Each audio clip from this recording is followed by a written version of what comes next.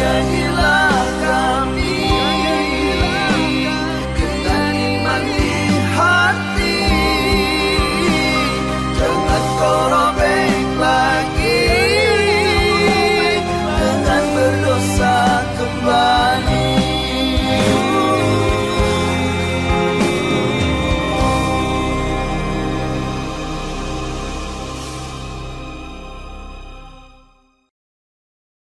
Assalamualaikum warahmatullahi wabarakatuh.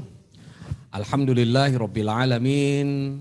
Puji syukur kita panjatkan kehadirat Allah, salawat dan salam kita sampaikan kepada yang mulia Nabi besar Muhammad sallallahu alaihi wasallam. Jamaah Zoomiyah yang dimuliakan Allah, alhamdulillah hari ini kita berjumpa kembali dalam tausiah virtual yang ke-18 bersama Dua Dai Berbagi, dan tema kita saat ini adalah tanggung jawab dakwah seorang muslim. Nah, nanti akan dikupas oleh ya narasumber kita, sahabat saya Kimo Mohai atau Ustadz Mohai. Bagaimana sih kita sebagai seorang muslim ini memiliki tanggung jawab dakwah seperti apa? Namun sebelumnya yuk sama-sama kita akan membacakan terlebih dahulu surat Al-Fatihah ya untuk memulai acara kita. Semoga kita mendapatkan keberkahan dari Allah Subhanahu wa taala. Amin. Al-Fatihah.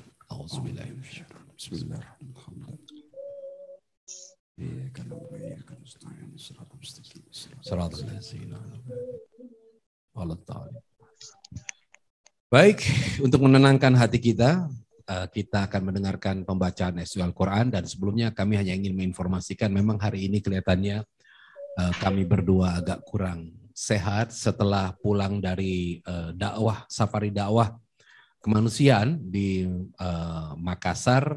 Memang ya ada sedikit masalah lah. Apa itu? Terutama di bagian perut ya. Mohon doanya semoga diberikan kekuatan, dan mungkin nanti juga bisa disampaikan ya.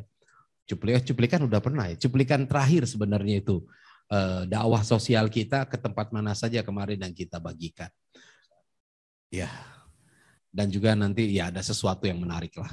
Baik, mari sama-sama kita akan dengarkan pembacaan ayat Al-Quran yang akan disampaikan oleh Kimo.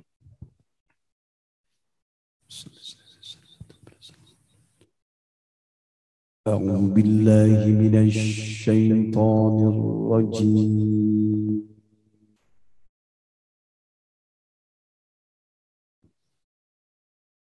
بسم الله الرحمن الرحيم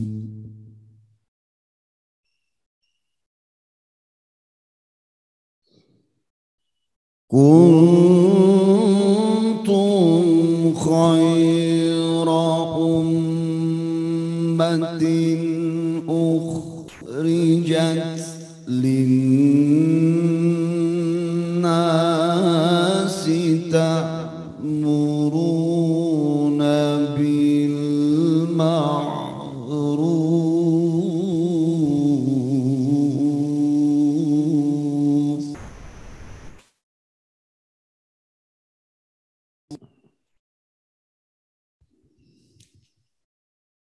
تأمرون بالمعروف وتنهون عن المنكر وتؤمنون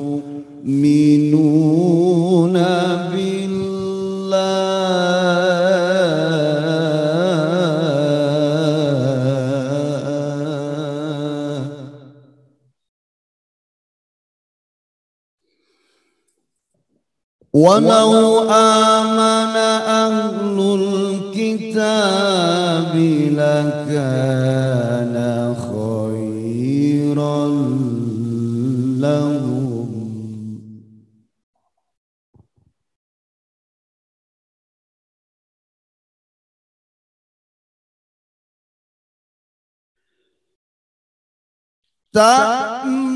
تأمرون بالمعروف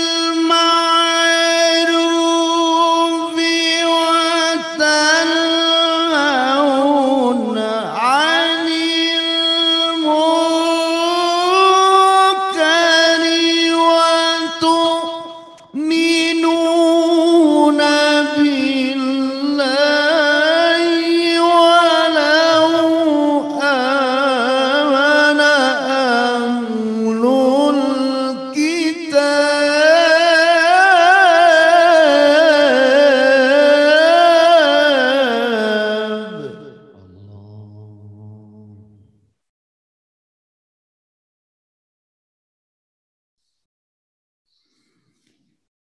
ولو آمن أهل الكتاب لكان خيرا لهم منهم المؤمنون.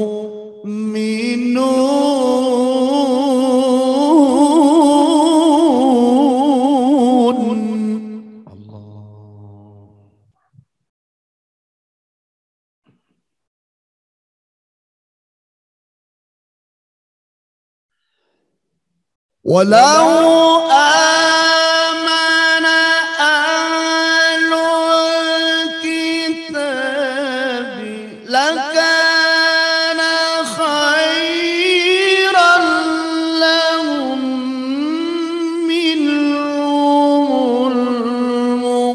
المؤمنون وأكثرهم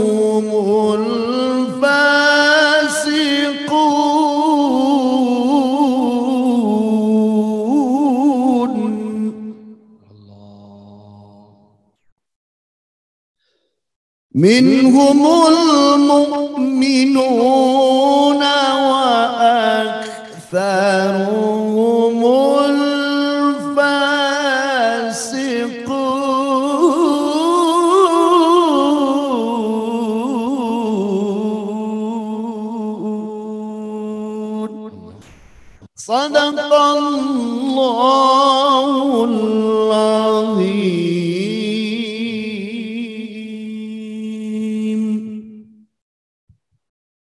Sadaqallahul azim wa sadaqa rasulun nabiyyun wa nahnu ala dzalika minasyahidin wa syakirin walhamdulillahi rabbil alamin. Masyaallah. Ya, luar biasa. Saya ingin menyapa dulu yang sekarang sudah bergabung dengan Zoom. Ini ada Pak Latif ini ya. Sahabat kita dari Makassar ini, dari Arematea. Assalamualaikum Pak Latif. Kemudian juga ini sudah menyapa duluan Ustadz Captain Erwin. Assalamualaikum. Waalaikumsalam. Kemudian Bunda Pit menanyakan surat dan ayat nomor berapa tadi yang dibacakan. Ustadz, nanti Ustadz sekalian akan menjelaskan ya. Bunda ya, ini sudah bergabung dan Ibu Siti Khadijah. Oh iya, ini kita sebutin satu-satu ya. Ada Bu Siti Khadijah, Pak Latif, kemudian Fajrin. Wah, ini dari sahabat Muslim juga ikut dan kemarin di Makassar. Ibu Sinta dari Jogja ya. Kemudian ada AA, ada Ibu Nilma. Karena sekarang masih sedikit saya bacain aja. Bunda Pit, Kapten Erwin, Ibu Najmi, kemudian ada Ibu Ayu, Bunda Eva, Ibu Nailul Rahmi, kemudian Ibu Tati Etika, Ibu Siti Fatimah. Ada yang marah dilewatin. Di sini tulisannya read soalnya. Mukanya doang. Emang kita kenal apa? Ya, nggak apa-apa, ada iklan dia, jomblo iklan. Iya, ada Iwan Jomblo. Tapi beliau tuh jomblo soleh loh. Jomblo sakinah. Masya Allah. Artinya jomblo yang nyaman dengan kejombloan. Iya, jadi jomblo sakinah ya. Jomblo istiqomah, berat bener. Ini penonton di sini saling saut penyaut. Nggak apa-apa. Baik, nah tema kita hari ini kita bicara tentang tanggung jawab dakwah seorang muslim. Saya dulu pernah mendapatkan sebuah kata ya, ana du'at qabla kulli syai. Saya ini adalah seorang dai sebelum saya menjadi segala sesuatunya. Artinya siapapun diri kita memiliki tanggung jawab berdakwah, dan dakwah itu sesuai dengan keahlian masing-masing, sesuai dengan kapasitas masing-masing. Nah, ini sebagai contoh, alhamdulillah nih Kimo, ini bukan sekedar pajangan sih ya. Apa itu? Jadi alhamdulillah ini ya kalau dilihat, nah ini adalah kemarin ini saya narsis sedikit baru mendapatkan penghargaan dari Basnas. Jadi ada Basnas Awards 2022, ini kategorinya diberikan kepada Agus Idwar, ya kategori artis influencer peduli zakat. Saya juga nggak tahu penilaiannya seperti apa. Nah, tapi boleh dilihat tayangannya nih. Belum siap, Kang Ramdan. Ini belum apa-apa, hadirin udah nanya, udah raise hand aja mau nanya, ntar dulu. Nah jadi ini mungkin ya salah satunya adalah kemarin sempat saya membuat lagu-lagu Basnas gitu ya, 2 lagu yang saya dedikasiin ke Basnas dipakai, mungkin itu salah satunya. Namun sebenarnya sejarah panjang dulu bahwa sebelum di Basnas, memang di Basnas sudah beberapa tahun ini saya aktif di sana. Ya, buat lagu, udah ada 3 lagu di sana. Kemudian juga membantu program sosialisasi mereka. Dan sebenarnya kalau kegiatan di gerakan zakat itu sudah dimulai sejak tahun 90-an waktu saya bergabung di Dompet Duafa Republika. Tua juga ya. Iya, alhamdulillah lah. Gitu. Nah, inilah yang akan kita bahas ya, bahwa kita ini punya tanggung jawab dakwah. Tanggung jawab seperti apa sebenarnya dan bagaimana kemudian mengimplementasikan tanggung jawab dakwah tersebut. Karena kan masing-masing kita ini berbeda. Ada yang menjadi ibu rumah tangga, ada yang pengusaha, ada yang dokter, ada yang memiliki bidang masing-masing. Nah, kemudian apakah semuanya itu harus memiliki tanggung jawab dakwah dalam konteks dia berceramah? Ini yang akan kita bahas. Ya, silakan Kim untuk memberikan pengantar terlebih dahulu. Oke, bismillahirrahmanirrahim. Rabbis shrah li sadri wa yassir li amri wahlul min lisani yafqahu qawli. Assalamualaikum warahmatullahi wabarakatuh. Waalaikumsalam. Alhamdulillah, wassalatu wassalamu ala Rasulillah. Asyhadu an la ilaha illallah syarikalah wa asyhadu anna Muhammadan abduhu wa rasuluhu alladzi la nabiyya ba'da. Allahumma shalli ala sayyidina Muhammad wa ala ali sayyidina Muhammad. Amma ba'd. Peserta Zumiyah, Bapak Ibu yang dirahmati Allah, thanks a lot, terima kasih kepada Ustadz Beswar sudah memberikan waktu dan kita sambung lagi dengan tema Kamis malam ini di Zoom Shisha TV Online yang episode 18.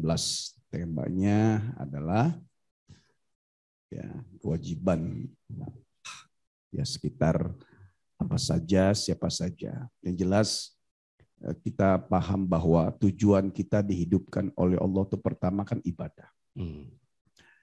Kemudian yang kedua, banyak orang yang tidak ingat dan lupa tujuan hidup itu ibadah. Sehingga lebur pada kehidupan duniawi. Sehingga tidak juga mengingat ya kewajiban-kewajiban apa saja yang seharusnya dilakukan di atas muka bumi ini. Nah, karena sebab banyak orang yang tidak tahu dan orang tahu tapi juga lalai, maka kewajiban kita untuk saling mengingatkan. Nah, mengingat inilah ya adalah ajakan. Ya. Fadzakir fa inna dzikratan faul mu'minin, saling mengingatkanlah di antara orang beriman karena itu sangat memberi manfaat.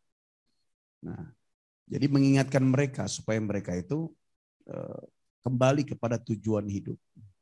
Bahwa tujuan hidup adalah mengabdi kepada Allah. Nah, tentunya untuk mengingatkan kepada mereka itu tidak hanya sekedar ya kitanya sudah mengamalkan, kemudian mengingatkan mereka. Ada cara-cara khusus. Dan orang yang diajak sebagai objek itu juga kan sebagaimana rukun dalam dakwah itu pernah disampaikan kita ya. Da'i, mad'u, kemudian madah dan wasilah. Da'i yang ngajak, mad'u yang akan diajak. Kemudian madah itu adalah kurikulumnya, materinya. Wasilah adalah bisa bentuk kepada jembatan, torikoh, cara, kaifiah, metoda. Ya, ini penting sekali. Karena betapa banyak orang yang dia kental dengan produk atau gozirul maddah, kaya akan materi, dan orangnya juga mapan dalam kepiawaian ilmu yang dia miliki.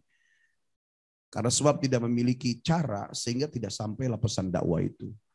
Maka ilmu, ya pemanggul ilmu dan cara ini harus betul-betul dikemas dengan baik. Bahkan dari semua itu meskipun ilmu sedikit, kalau caranya bagus itu akan lebih sampai dan bisa diterima. Ya. Dengan melihat khotibun nas ala qadri ukulihim, berdakwahlah dan ngajak serta berbicara di depan orang sesuai dengan kadar kemampuannya. Di depan orang tua bahasa mereka, anak muda bahasa mereka. Nah, apakah setiap orang itu punya kewajiban? Ya. Jelas punya kewajiban. Tidak kewajiban ustadz saja, kiai saja, ajengan, habaib saja, atau orang soleh saja. Setiap kita punya kewajiban untuk menyampaikan. Hanya dengan syarat diantaranya ya ketika mengajak pun ya dia harus mapan. Kalau dalam hadis Nabi disebutkan balighu anni walau ayat, sampaikan dariku meskipun satu ayat, itu sebagai pendukung motivasi supaya orang juga betul-betul ada keinginan untuk mengajak dan mengingatkan orang lain. Tetapi saat ini ya, Berbeda dengan dulu. Dulu tuh ketika ada kebenaran betul-betul dilihat apa yang disampaikan. Sekarang nih orang sebelum melihat apa yang disampaikan, dia lihat tuh performa orang yang menyampaikan. Ya elah, gue tau lo. Gitu.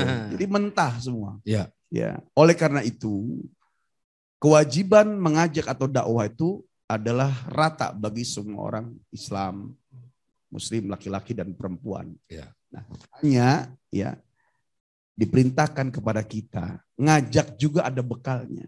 Makanya hadis Nabi, tolabul ilmi faridotun ala kulli muslimin wa muslimatin. Nyari ilmu adalah wajib bagi orang muslim laki-laki dan muslim perempuan. Ya, belum lagi utlubul ilma minal mahdi ilal lahdi. Carilah ilmu dari buayan sampai liang lahat. Itu pelajaran kelas 1 sanawiyah di pondok pesantren. Ya, kemudian utlubul ilma walau bisin, cari ilmu sampai ke Cina. Ya. Dan kewajiban daripada kalimat-kalimat dari hadis atau makalah atau ayat Quran. Belum lagi dalam Al-Quran disebutkan yarfa'illahu alladhina amanu minkum walladhina utul ilma darujat. Allah mengangkat derajat orang yang mendatangi atau menggali ilmu sama derajatnya dengan orang beriman. Ya. Kita paham orang beriman itu di derajat iman ya, sangat sulit untuk bisa sampai ke sana. Ya, untuk bisa beriman itu dia harus ibadah dulu. Karena yang membuat iman orang itu naik karena sebab ibadah. Kalau orang percaya itu bukan beriman. Apa sih iman? Percaya. Itu makna etimologi. Ya. Orang beriman itu hati, mulut, perbuatan sama. Dan dia hanya bisa tumbuh karena sebab ibadah. Karena saat ketika diibadah, tiangnya sholat, mulut, hati, perbuatan sama. Lihat aja orang sholat, mulutnya membaca, hatinya mengiyakan, dan badannya melaksanakan rukun dan sunnah dalam sholat. Kalau dia istiqomah, tumbuhlah keimanan. Nah, bagaimana ibadah bisa menunjukkan keimanan? Yaitu ibadah yang didasari dengan ilmu. Tetapi dalam Al-Quran ini disebutkan Allah mengangkat derajat orang yang mencari ilmu sama derajat dengan orang beriman. Jadi nyebrang. Ya, orang nyari ilmu itu sebelum dia ibadah ya sudah disamakan derajatnya dengan orang beriman. Ya, perumpamaan derajat. Tapi kalau perumpamaan fadilah, keutamaan, kemudian juga pastinya martabat akan berbeda orang berilmu dan beriman. Sebab orang berilmu saja kalau tidak soleh, ya belum tentu dia sampai kepada Allah. Yeah. Sementara orang beriman sudah yakin dicintai Allah. Kenapa bisa dicintai Allah? Karena memang pasti sudah beramal dengan amalan soleh sehingga dia beriman dan dicintai oleh Allah. Nah, ayat ini pemacu. Kan kita menggunakan dalil itu step by step, nggak langsung loncat. Contoh gini. Ada anak sekolah, maka dia gurunya bilang, ya, al ilmu saydun wal kitabatu qayduhu. Ilmu itu buruan dan menulisnya adalah pengikatnya.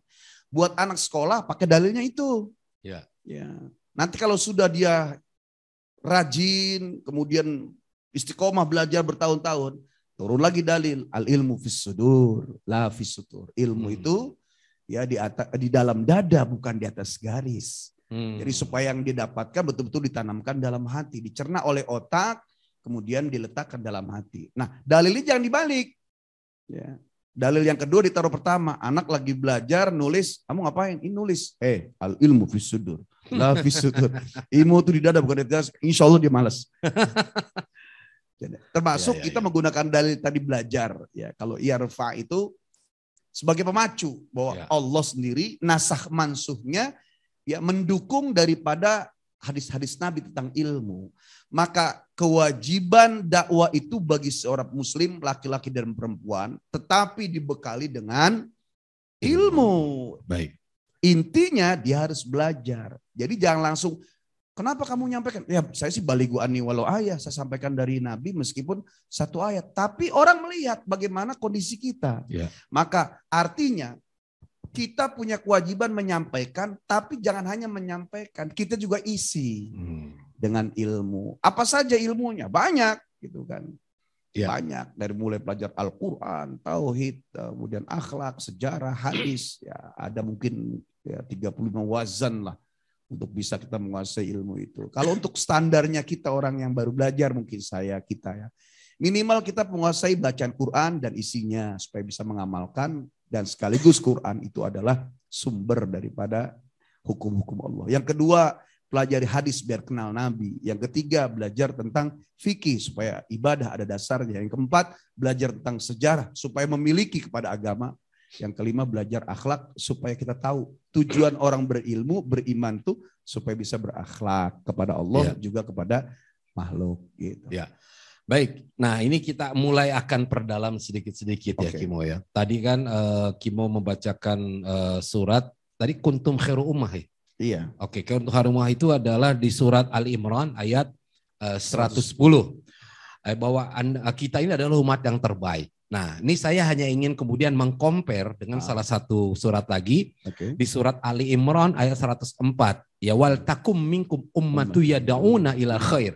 Nah, di saat di ayat pertama tadi yang 110 itu kan disebut bahwa kita adalah umat yang terbaik. Tapi di sisi lain di situ ada dijelaskan bahwa hendaklah ada segolongan di antara kamu. Jadi seolah-olah nih ya, di sini mengisyaratkan bahwa dakwah itu bukan tugas semua. Karena apa? Wal takum minkum ummatu yad'una ila khair, hendaklah ada segolongan di antara kamu. Nah, mungkin kita berangkat dari dua dalil ini terlebih dahulu. Yang satu adalah engkau adalah umat terbaik. Artinya kalau terbaik, umat terbaik kan artinya tidak dilihat siapapun. Kita umat Islam itu adalah umat terbaik. Nah, artinya umat terbaik ini ya berkewajiban ataupun bertanggung jawab untuk menyampaikan kebaikannya kepada manusia. Itu satu. Kemudian yang kedua, hendaklah ada segolongan di antara kamu. Nah, di dalam umat terbaik ini ada segolongan lagi. Ya kan? Yang diperintahkan untuk berdakwah. Nah, bagaimana kemudian kita memadukan atau mengcompare dan memaknai dua ayat ini? Silakan. Sebenarnya ayat ini bukan berseberangan, bahkan saling mensupport ya. Yang pertama tadi tanyakan kuntum khairu ummah ukhrijat linnasi ta'muruna bil ma'ruf wa tanhauna 'anil munkar. Jadi kalian itu adalah umat terbaik karena nabi yang terbaik. Ini perbandingannya dengan umat dan nabi sebelumnya. Itu ya. Dari semua sebanyak 124.000 nabi, 313 rasul, wa fi ba'di riwayat 315 rasul itu, maka umat Nabi Muhammad dan nabinya adalah yang terbaik. Gitu. Ya, jadi yang kedua ya disebutkan wal takum minkum ummatu yad'una ila khair, dan hendaknya ada di antara kalian. Jadi kewajiban dakwah itu berjalan sesuai dengan kapasitas dia. Semua berjalan pada jalurnya. Yang tadi disebutkan karyawan, kemudian aparat, pegawai, pedagang, ya berdakwahlah sesuai dengan jalannya. Yang dimaksud di sini wal takum minkum ummatun yad'una, ini dai nih. Ini dai. Hendaknya ada di antara kalian ini dai yang dia menyampaikan ya kebaikan, amar ma'ruf, juga mencegah kemungkaran. Dai ini dia lebih potensi yang memang dia menguasai daripada hukum-hukum agama. Dakwah bil qaul dalam mimbaria, termasuk diantaranya adalah ulama dan umara. Jadi pejabat atau aparat khususnya yang telunjuknya itu lebih tajam ya. Kalau kita kan ceramah itu kan masih di panggung. Ketika ada insiden, aparat sudah di lokasi. Sebenarnya kalau makanya aparat tuh kalau soleh itu pasti masuk surga duluan. Kenapa? Sudah di duluan. Kita ceramah masih ada di sini. Gitu lah. Jadi yad'una ilal khair memang orang yang lebih signifikan lagi. Kelompok tertentu. Nah kelompok tertentu ini juga tetap tidak sedikit banyak kan. Ustadz di seluruh dunia banyak, dai banyak, kiai banyak gitu kan. Dari jumlah manusia yang ada, ya harus ada sekelompok lagi. Entah kelompok itu per wilayah, per negara, per daerah. Yang jelas Allah menyampaikan itu. Kalau ternyata semuanya mengajak, ya sunnatullah. Ada yang baik, ada yang buruk. Ya kan? Ada orang-orang yang melakukan perbuatan baik, orang juga ada yang melakukan perbuatan maksiat. Itu pasti ada lah. Jadi nggak semuanya jadi dai, nggak semuanya jadi penjahat. Maka wal takum minkum ummatu yad'una ilal khair, menyeru kepada kebaikan, wa ta'muruna bil ma'ruf, ya kemudian ngajak kepada semua yang baik, ya mencegah kemungkaran itu udah tugasnya orang udah signifikan. Ya mudah-mudahan meskipun kita masih belajar, kita termasuk di kelompok itu. Insya Allah. Nah kalau kita melihat sahabat sekalian jamaah Zumiyah, itu kan dakwah itu ada 3 mendasarnya. Yang pertama adalah dakwah bilisan, ya lisan itu berupa ucapan. Ya, kemudian dakwah berupa tulisan, kolam. Ya, ini biasanya orang-orang para pemikir cendekiawan di Facebook dan segala macam. Dan dakwah bilhal. Nah, bilhal itu dakwah dengan perbuatan. Nah, mungkin dari sini bisa kita mengukur diri masing-masing. Kayak misalkan contoh, Kimo. Ini sekarang ini kita ucapin nih ya, Captain Erwin nih. Nah, sekarang lagi join bersama dengan teman-teman yang berada di Lombok Barat nih. Ya, assalamualaikum yang join bersama dengan Captain Erwin. Salam. Nah, kayak Captain Erwin sebenarnya juga kalau kita bicara dakwah, luar biasa. Luar biasa. Coba bayangkan kalau pilot pertama kali akan take off, kan selalu bilang itu. Ladies and gentlemen. Oh, itu bukan ya. Itu kayaknya lagi ada di pub itu kalau begitu. bukan ladies and gentlemen, bukan begitu ya. Tapi lebih ada assalamualaikum warahmatullahi wabarakatuh. Saya Captain Erwin menyampaikan kepada para penumpang sekalian bahwa sebentar lagi kita akan segera berangkat. Dan mari sama-sama kita berdoa semoga Allah Subhanahu wa taala, Tuhan yang Maha Esa ini bisa memberikan keselamatan kepada kita semua. Itu dakwah kan? Ya. Dakwah bisa. Itu sudah termasuk luar biasa. Dan saya pikir ketika pesawat akan pergi itu semua pasti akan dengerin. Iya, lebih sederhana dari itu pun tetap pokoknya yang mengajak kepada kebaikan dan kebenaran, itulah dakwah. Gitu. Poinnya berapa? 0,001 atau 99,99 tetap itu namanya dakwah. Nama ajakan menuju Allah. Bahkan kalimat itu meskipun cuma kecil atau yang apalagi yang besar, tetap dalam surat Fussilat ayat 3 disebut waman aksanu qaula. Dan dari ucapan manusia yang terbaik di antara seluruh manusia adalah ucapan mimman da'a ilallah, yang ngajak ke jalan Allah. Maksudnya ngingat Allah. Ayo Bapak-bapak, meskipun kita jangan lupa doa, kita minta sama Allah. Selesai gitu dong. Itu pun tetap dakwah. Gitu loh. Cuma kalau sudah mengarah kepada syariat, hakikat, marifat dan ilmu-ilmu yang lain, memang butuh pondasi yang kuat, misalnya para dai-dai ini gitu. Ya.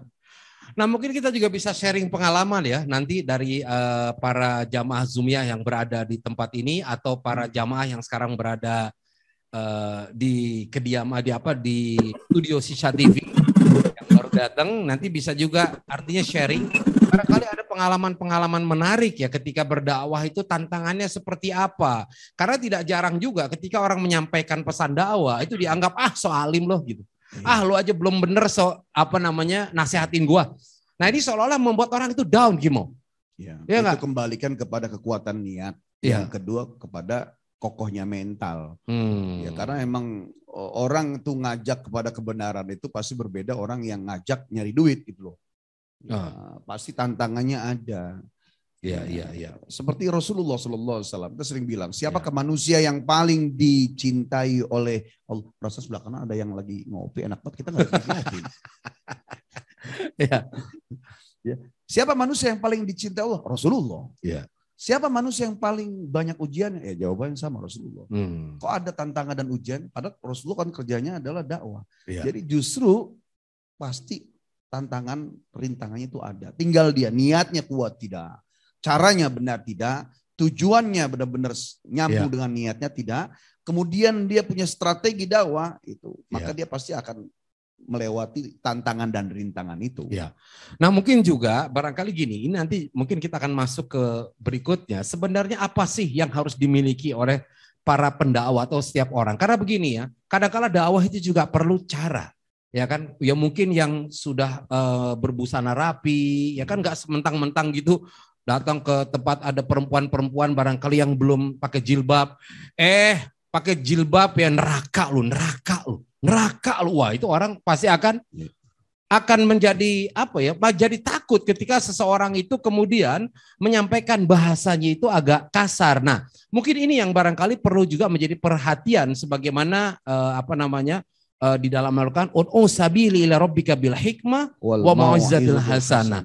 Ajaklah mereka itu dengan cara yang hikmah. Nah, bagaimana kita menjelaskan cara yang baik seperti apa sebenarnya itu? Ya, niat, cara, tujuan harus baik, apalagi setiap orang kan punya kelebihannya. Jadi melihat kemudian market sebagaimana dalam perusahaan kan. Marketing tuh dia punya posisi yang kuat ya dalam sebuah perusahaan. Ya. Ketika dulu kita saat masih zaman-zaman bisnis lewat mobil Mercedes, ini pasti bosnya. Nggak lama lewat lagi mobil Kijang ya, kita jadi nyebut nih. Oh ini pasti marketing. Ternyata pas ketemu yang tadi Mercedes itu adalah marketing. Kita nggak ngomongin dunianya ya. Iya, Betapa marketing dunia yang bendanya dijual kelihatan aja, itu punya potensi dan punya derajat yang kuat, apalagi marketing memasarkan sesuatu yang tidak terlihat untuk di zaman mendatang. Masya Allah. Jadi pasti butuh kokohnya ilmu, kokohnya mental, kokohnya niat.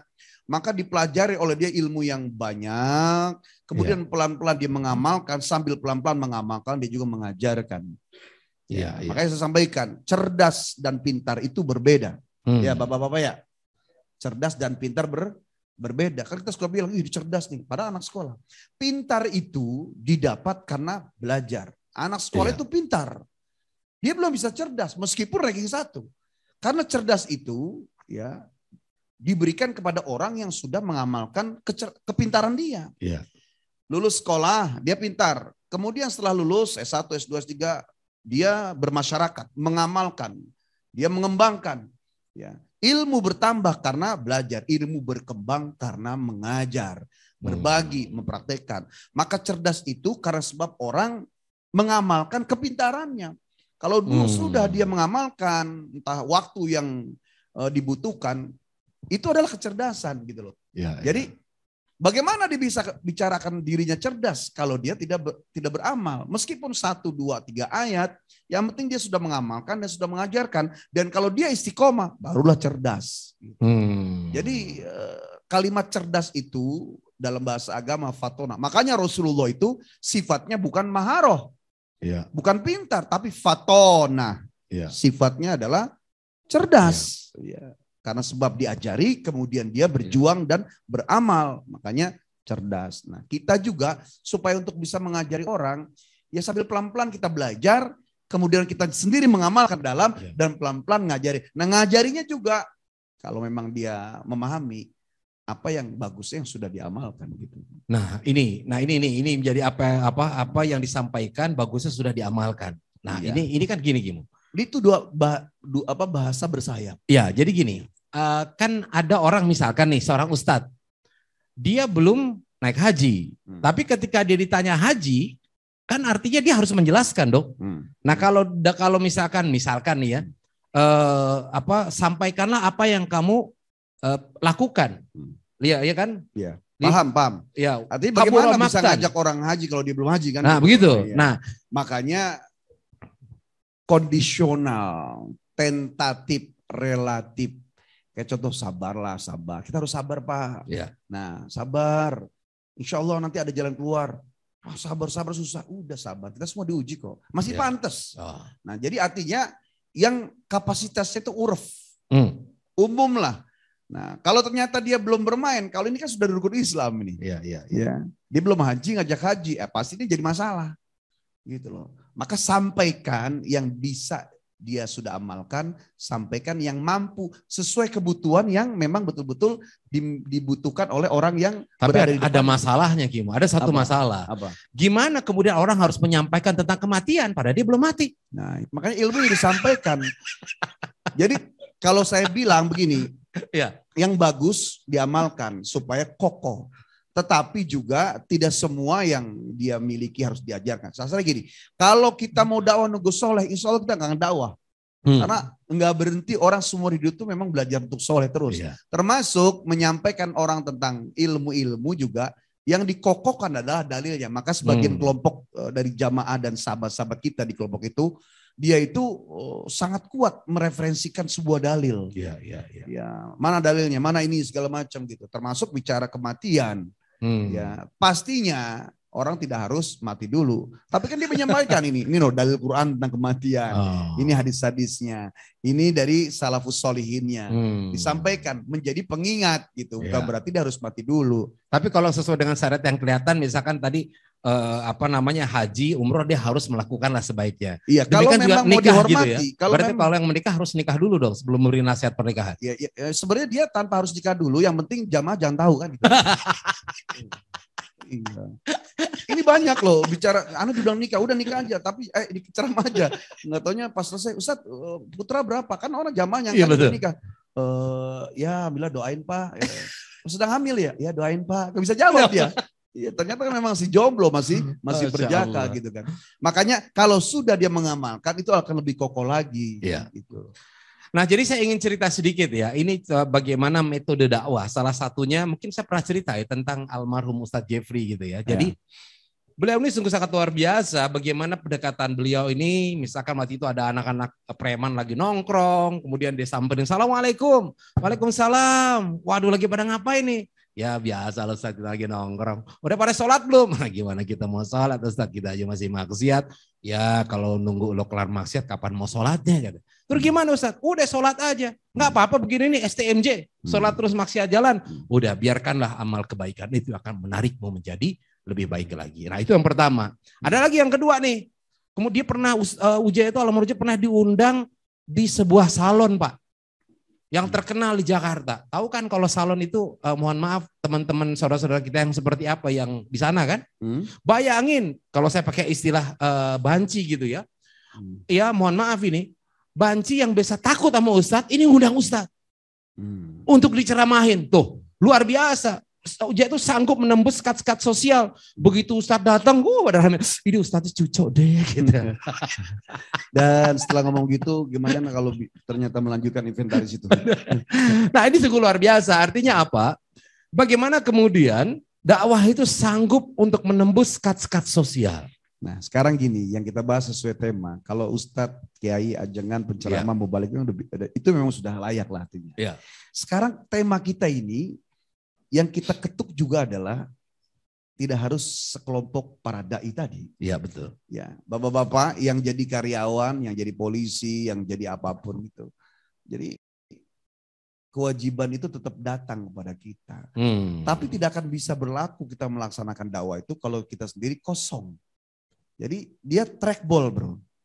Kayak karambol. Track. Disuruh dakwah. Gimana mau nyampein dakwah orang kita sendiri memang gak ada ilmu. Belajar. Jadi sebenarnya kalimatnya perintahnya satu, amalannya dua. Disuruh kita berdakwah dari tempat kita, tapi karena sebab dakwah itu butuh materinya, ya ilmu yang disampaikan. Sementara kita nggak punya, ya kita harus belajar. Jadi dua ini kerjakan, belajar, sampaikan gitu. Jadi supaya kita juga membekali diri. Nggak hanya nyampein aja. Dan sampaikanlah yang dimaksud dari satu ayat itu, sampaikan yang kita memang sudah kokoh di situ. Ya, benar.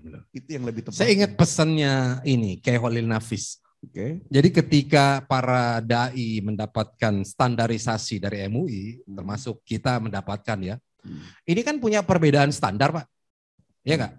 Standar kimo jelas ilmunya tinggi, kalau saya kan masih jauh. Jadi ibarat standar itu, saya mengibaratkan itu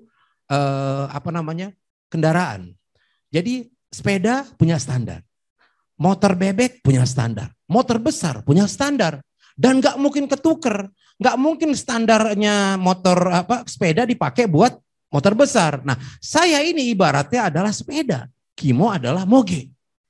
Gitu. Jadi standarnya masing-masing dan tanggung jawabnya pun berbeda. Jadi kata Kiai Khalil, sampaikanlah yang pasti-pasti dan yang Anda tahu. Mungkin gitu kali penerjemahannya. Oh ya, kita dakwah hampir 20 tahun, alhamdulillah cuma mendapatkan gelar standar moge. Ini perumpamaan. Artinya sebenarnya hadza min fadli Rabbi, ini juga semua karunia Allah dan titipan. Bahkan semakin bertambah ilmu, tantangan tanggung jawabnya berat. Ya. Kenapa ada orang pinter kemudian semakin dia salah? Karena ilmu yang banyak kalau nggak diamalkan juga malah membuat pemilik ilmu itu jadi keras hati gitu. Jadi makanya dapat langsung amalin bisanya. Nah sekarang kan banyak orang nih ngaji tiap hari, kenapa kok makin tambah keras hatinya? Karena tadi dapat nggak diamalin. Makanya kita juga meskipun kita ngajak orang, ya kita sambil mengamalkan apa yang kita bisa, itulah yang disebut mahalnya istiqomah. Istiqomah itu lebih mahal lagi daripada 1000 keramat, 1000 karomah, kemuliaan gitu kan. Jadi ini PR, semuanya dikasih tugas oleh Allah sesuai dengan posisinya, sesuai dengan tempatnya, tetapi bekali yang utama adalah niatnya memang lillah, fillah, Allah, anillah. Tujuannya adalah mencari keridhaan Allah, kemudian dengan cara dan kaifiyah, metode yang berbeda-beda sesuai dengan posisi masing-masing. Jadi kalau kita ini yang udah yang seminggu sekali ngaji, seyogyanya setiap satu orang tuh memang dekat dengan pembimbingnya. Kalau kawan-kawan kita menyebutnya murabi. Ada tempat bertanya dan nggak nunggu di majelis salim. Gitu. Ustadz, saya ini nih gimana Ustadz? Pagi, siang, malam. Berkawannya begitu. Makanya disebut kulatau ussolihin. Percampuran perkumpulan julasa ulama. Kumpulnya, ya, bercampurnya dengan orang soleh, dengan ulama itu dalam rangka supaya kita dapat pertama karomah. Apalagi nadrotul ulama. Ya, nadrotul ulama itu rahmah. Memandang orang alim aja itu rahmat. Baru mandang doang loh. Sebentar. Kita sering pandang dong. Lama-lama homo nih. Kan memandang orang yang berilmu nih. Iya. Nah, contoh makanya kajian-kajian itu ya. Iya. Ini kopi kita mana dia dong? Dari tadi lewat mulu. Cuma kalau kopi akhirnya minta rokok. Gitu. Makanya kawan-kawan kita halako kajian itu sebenarnya gaya Rasulullah bersama sahabat bapak-bapak. Kalau ngaji tuh Rasulullah ya para sahabat dia duduk di atas, kemudian muridnya tuh datang merapat dan menyaksikan menatap gurunya begitu aslinya. Tapi sebelum minum kopi nggak? Kopi. Itu teknik. Ini improvisasi, nggak apa-apa dong. Iya, boleh. Yang jelas secara umumnya basicnya adalah duduk merapat gitu. Orang sekarang nih kalau ngaji jauh-jauh mojok. Jadi ustadz tuh kayak ditinggalin. Karena teknologinya udah canggih kali. Zaman kan, Rasul kan nggak pakai speaker. Jadi mungkin harus dekat. Sedangkan sekarang kan bahkan ada yang di luar masjid. Kita yakin bagaimanapun teknologi itu tidak menabrak daripada hukum-hukum yang seharusnya gitu loh. Bolehlah kalau bicara bagaimanapun ada speakernya, tetap aja kan teknisnya kan adalah mendekat merapat gitu loh. Kita tidak bisa pakai alasan. Yang jelas mau nggak ada speaker juga kalau udah Pak datang maju, malas jauh. Kayak sekarang ini kan pada malu. Kita husnuzon mereka malu gitu loh. Nah, tapi kalau kita kuatkan duduk merapat gitu. Cuma itu tadi segen. Takut ditanya, itu masalahnya. Sama satu lagi mungkin. Apa? Mencari sandaran. Itu nomor 1. Iya, nomor 2 jadi nomor 1 gitu. Karena kita ajarin ya kita maklum lah sama-sama punya pinggang yang sudah melengkung gitu. Jadi gini Bapak Ibu dan juga jamaah Zumia, ini ada sebuah analogi yang menarik ya. Jadi ada seorang raja nih, waktu itu dia ingin kedatangan seorang tamunya, raja dari negara sebelah gitu. Wah, dia bilang, wah luar biasa, raja tamu besar akan hadir. Maka dia perintahkan kepada rakyatnya, hai rakyatku, kita akan menjamu, raja tetangga akan datang. Kita kumpulkan susu yang sebaik-baiknya, susu yang bagus. Wah, karena di sana pabrik susu ceritanya. Ya, di dalam sebuah gentong. Nah akhirnya semua rakyat itu membawa satu mangkuk susu. Berbaris, itu dijagain sama pengawal. Nah ada satu orang rakyat yang nggak punya uang ini miskin, dia membawa satu mangkok air. Apa pikirannya? Wah kalau saya sebawa mangkok air yang lain bawa susu kan nggak ketahuan. Akhirnya mindik dengan ketakutan dia menghampiri bejana besar itu dan akhirnya bisa ditumpahkan. Nah ketika kemudian raja memerintahkan kepada pengawal, hai pengawal, mari kita buka bejana besar itu. Ternyata apa yang terjadi Pak? Isinya semuanya adalah air. Kenapa? Karena semua rakyat berpikirnya sama. Kalau seandainya cuma satu mangkuk air yang diberikan, tentu tidak pengaruh. Nah, untuk dakwah juga demikian. Kalau semua orang berpikir dakwah ini tugas para ustadz, maka dakwah itu tidak akan berjalan secara efektif. Wah, ada tepuk tangan dong. Maksa. Mau ketawa aja jadi paksa juga. Nah, ini harusnya memang disampaikanlah kisah yang cukup sederhana kepada orang, bahwa setiap orang cuma paling cuma saya, paling cuma saya. Akhirnya ternyata semua masyarakat berpikir ya paling cuma saya. Akhirnya nggak ada yang dakwah gitu kan. Sekarang kenyataannya jangankan sesama jamaah, sesama ustadz aja bersaing gitu kan. Nah, gimana tuh caranya? Makanya dibutuhkan tadi keikhlasan. Pondasi awal orang untuk berdakwah baik itu gurunya atau jamaahnya adalah selain niat, cara, tujuan dan kaifiah metode thariqah, ya, berangkat dari keikhlasan dia untuk menyampaikan bahwa ayo Pak. Kenapa? Karena ketika tujuan utama itu beribadah kepada Allah, kemudian orang saling mengingatkan, tujuannya apa sih orang beribadah? Pertama, asalnya manusia dari surga pengen bareng-bareng pulang kampung ke dalam surga.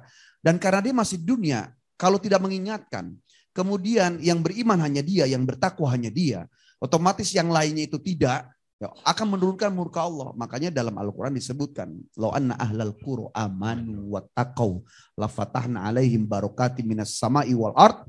Kalau seandainya penduduk bumi ya beriman, mulut hati perbuatan sama, bertakwa, melaksanakan perintah Allah, menjauhi larangan Allah, aman wa taqwa lafatahna alaihim barokati minas sama'i wal ard. Maka niscaya Allah akan bukakan pintu keberkahan dari langit dan bumi. Itu diantara tujuan orang itu berdakwah, mengingatkan di posisi mana saja supaya sama-sama beriman bertakwa.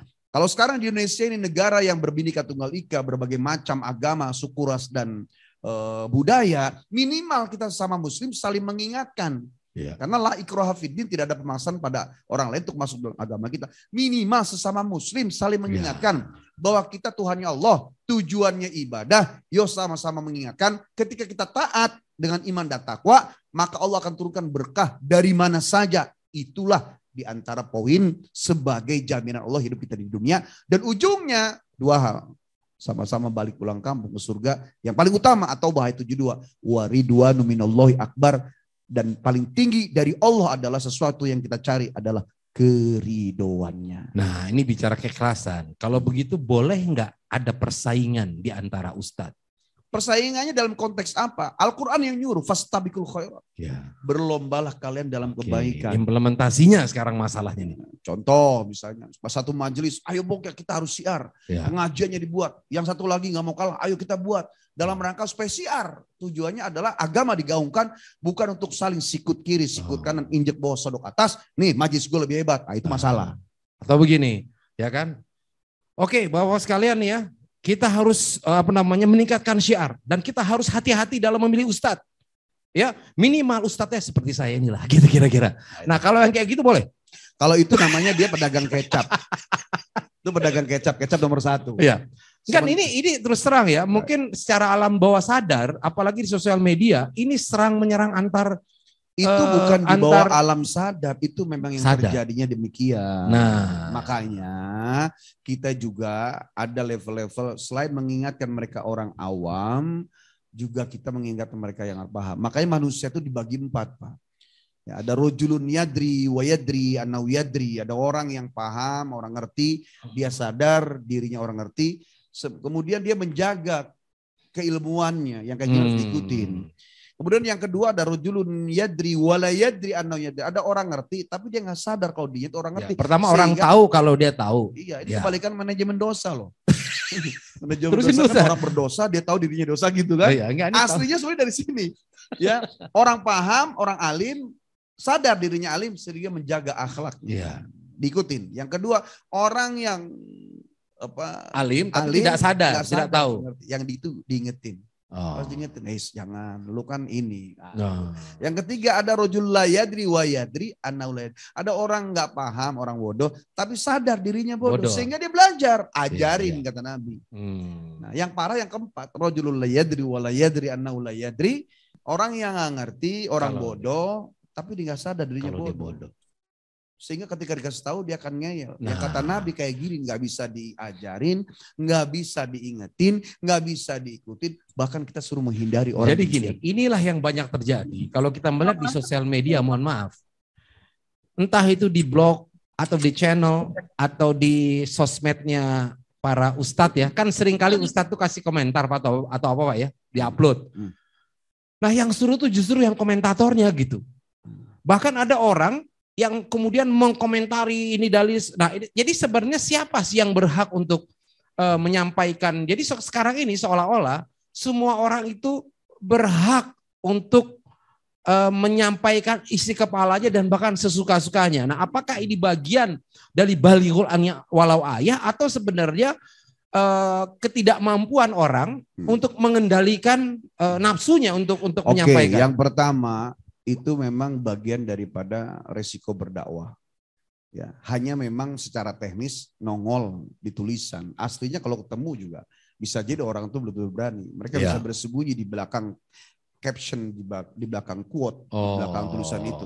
Yang jelas itu tantangan dakwah gitu kan. Bahkan semakin baik orang semakin juga banyak yang membencinya. Itu sunatullah gitu loh. Apalagi kalau di Indonesia, ini konteksnya. Ya. Maha benar netizen dengan segala komennya kan gitu. Gitu.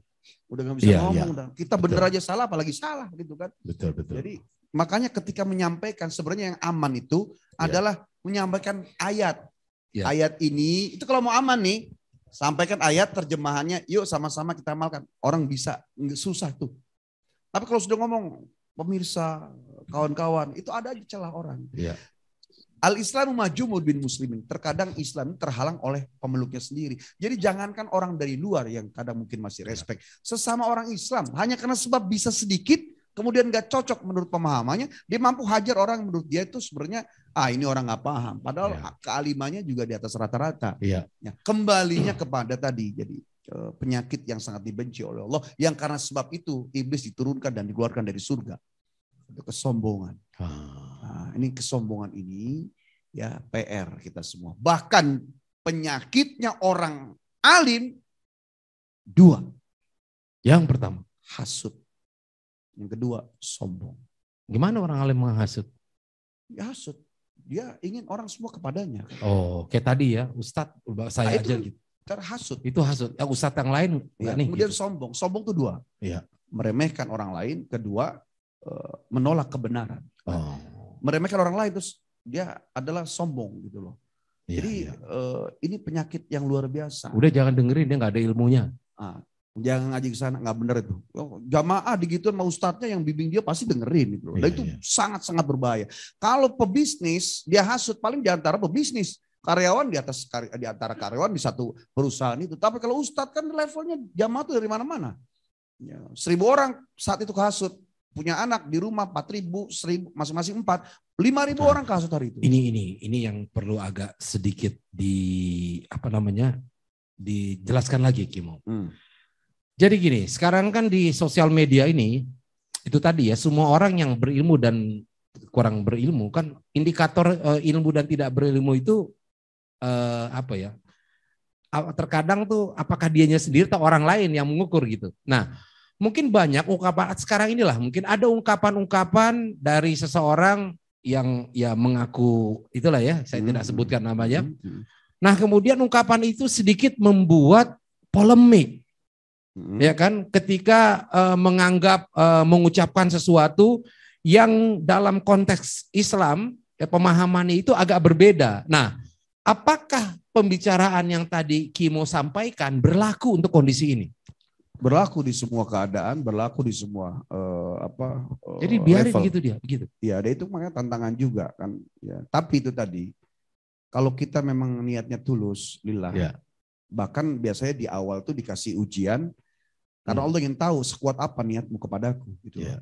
Tapi ketika dia ternyata istiqomah kuat, biasanya dibuka jalan dan ketika dia benar, wakul jal haq wa zahaqal batil. Ingatlah ketika kebenaran itu sudah datang, pasti akan hancurlah kebatilan. Sungguh kebenaran datang, hancur kebatilan. Itu pasti ya? Itu pasti. Kan disebutkan gitu. Ya, ada riwayat hadis menyebutkan ketika seseorang melakukan kezoliman, aniaya, zulumat, ya, maka kezoliman itu akan diputar oleh Allah, terus diputar-putar dan kembali para pelakunya. Jadi nggak usah dibalas tuh balik gitu loh. Nah, kita kembali. Ini sebenarnya tema kita kan dakwah, kenapa jadi ke sosial media? Nggak apa-apa. Lo kan itu medianya. Tadi kan bagian dari 4 bagian itu. Daripada mad'u. Mad'u dan juga wasilah. Wasil. Metodenya melalui sosial media. Ya kita lihat ini adalah sebuah tantangan. Yang jelas semua tadi teknologi adalah sesuatu yang modern. Modern kan kita pernah sampaikan, modern itu diambil dari kata doroya duru dororon fawa mudhirun. Ya, artinya sesuatu yang membahayakan. Semakin modern semakin bahaya. Ketika orang dakwah di sosial media, ini kan semua orang sedunia bisa melihat. Ya risiko dong. menggunakan sesuatu yang modern yang bahaya, ya seperti komen-komen tadi, ya mengecilkan, meremehkan, dan itu kembali pada niatnya si dai tersebut untuk menyampaikan kebenaran. Memang sekarang gini Pak ya, di era digital ini memang banyak hal yang berubah. Contoh ya, saya ambil contoh. Kalau dulu Bung Karno pernah berkata, berikan saya 10 pemuda, maka saya akan mengguncangkan dunia. Betul ya? Kalau sekarang mungkin berubah. Berikan saya 10 giga, maka saya akan mengguncangkan dunia. Nah, bisa jadi begitu. Kalau mungkin di masa mendatang, orang itu bisa beriman, ya Bapak-Bapak, kalau di masa mendatang 20-30 tahun ke depan, ternyata orang itu bisa menerima kebenaran karena sebab makanan, ya kuliner, luar biasa nih Pak Allah, kemudian dia sholat. Bisa jadi ke depan juga orang dakwanya dengan cara makanan. Kita Loh, sepak bola. Salah coba. Apanya yang salah coba? Ya, kita tanya kesalahan. Bayangkan ya, sampai Liverpool itu para supporternya itu luar biasa terhadap si Salah ini gitu loh. Ya, dia tahu bahwa Salah ini seorang muslim dan itu berpengaruh terhadap apa? Terhadap minimal pandangan orang-orang di sana itu terhadap Islam. Dulu waktu itu saya ingat dulu siapa Nasri. Nasri itu dulu pemain Manchester City. Waktu dia ngegolin, dia buka itu bajunya, dia pakai kaos Pak. Jangan ini ya, ada tulisannya nih. Begitu dia angkat apa? Aid Mubarak. Waktu itu pas menjelang Idul Fitri. Nah, ini kan sungguh sangat luar biasa. Kemudian juga fighter yang sudah pensiun, Khabib Nurmagomedov. Juga sama artinya bahwa ternyata orang-orang pada profesi seperti ini juga luar biasa, bisa memberikan impuls ya, dorongan terhadap dakwah yang besar. Dokter juga begitu Pak. Coba kalau dokter ini misalkan bilang ke pasien, Bu, ini obat. Tapi pada hakikatnya bukan obat ini yang menyembuhkan. Jangan percaya sama obat ini, tetap percaya sama Allah. Ya udah, saya suntik dulu ya, Bismillahirrahmanirrahim. Insya Allah disuntiknya tidak akan sakit. Minimal kayak digigit oleh 1000 semut gitu. Bentol juga. Jadi kenapa tidak sebagian kecil saja yang melakukan, banyak orang yang tidak melakukan? Karena dua hal. Satu, itu udah ada tugas. Yang kedua, ada orang yang sebenarnya mau menyampaikan, tapi dia suka bercermin, banyak dosa, malu. Gitu. Padahal, ya dalam hadis ittaqillah haitsu ma kunta. Bertakwalah kau di mana saja berada. Wa'at bi sayyi'atal hasanata tamuha. Dan iringi, ikutilah ya perbuatan-perbuatan buruk dulu dengan kebaikan-kebaikan, berharap kebaikan itu menghapus keburukan sebenarnya. Gua banget itu. Iya, layak ya. Semua kita begitu. Kita semua begitu. Tidak hanya elu doang, tapi gua juga. Oke, baik, kita akan berikan kesempatan yang mau bertanya di studio dan juga di rumah. Ini ada pertanyaan ini dari Bang Marah.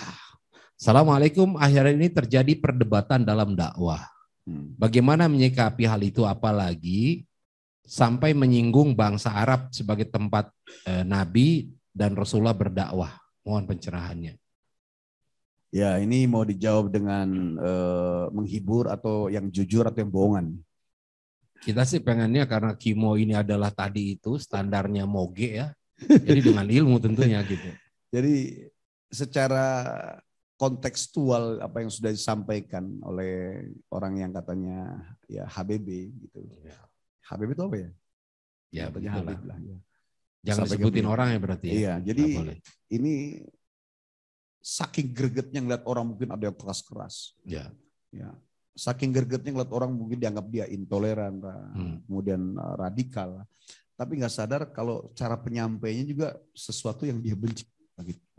Jadi ini seperti melempar bumerang ya, bahkan kembalinya sangat. Kita nggak usah ngomongin tentang apa yang disampaikan tadi tentang bicara bangsa Arab, karena jelas ya, inna ja'alna Qur'anan Arabiyyan. Kami menjadikan Quran itu berbahasa Arab, itu kan berarti sebuah filosofinya banyak. Ya.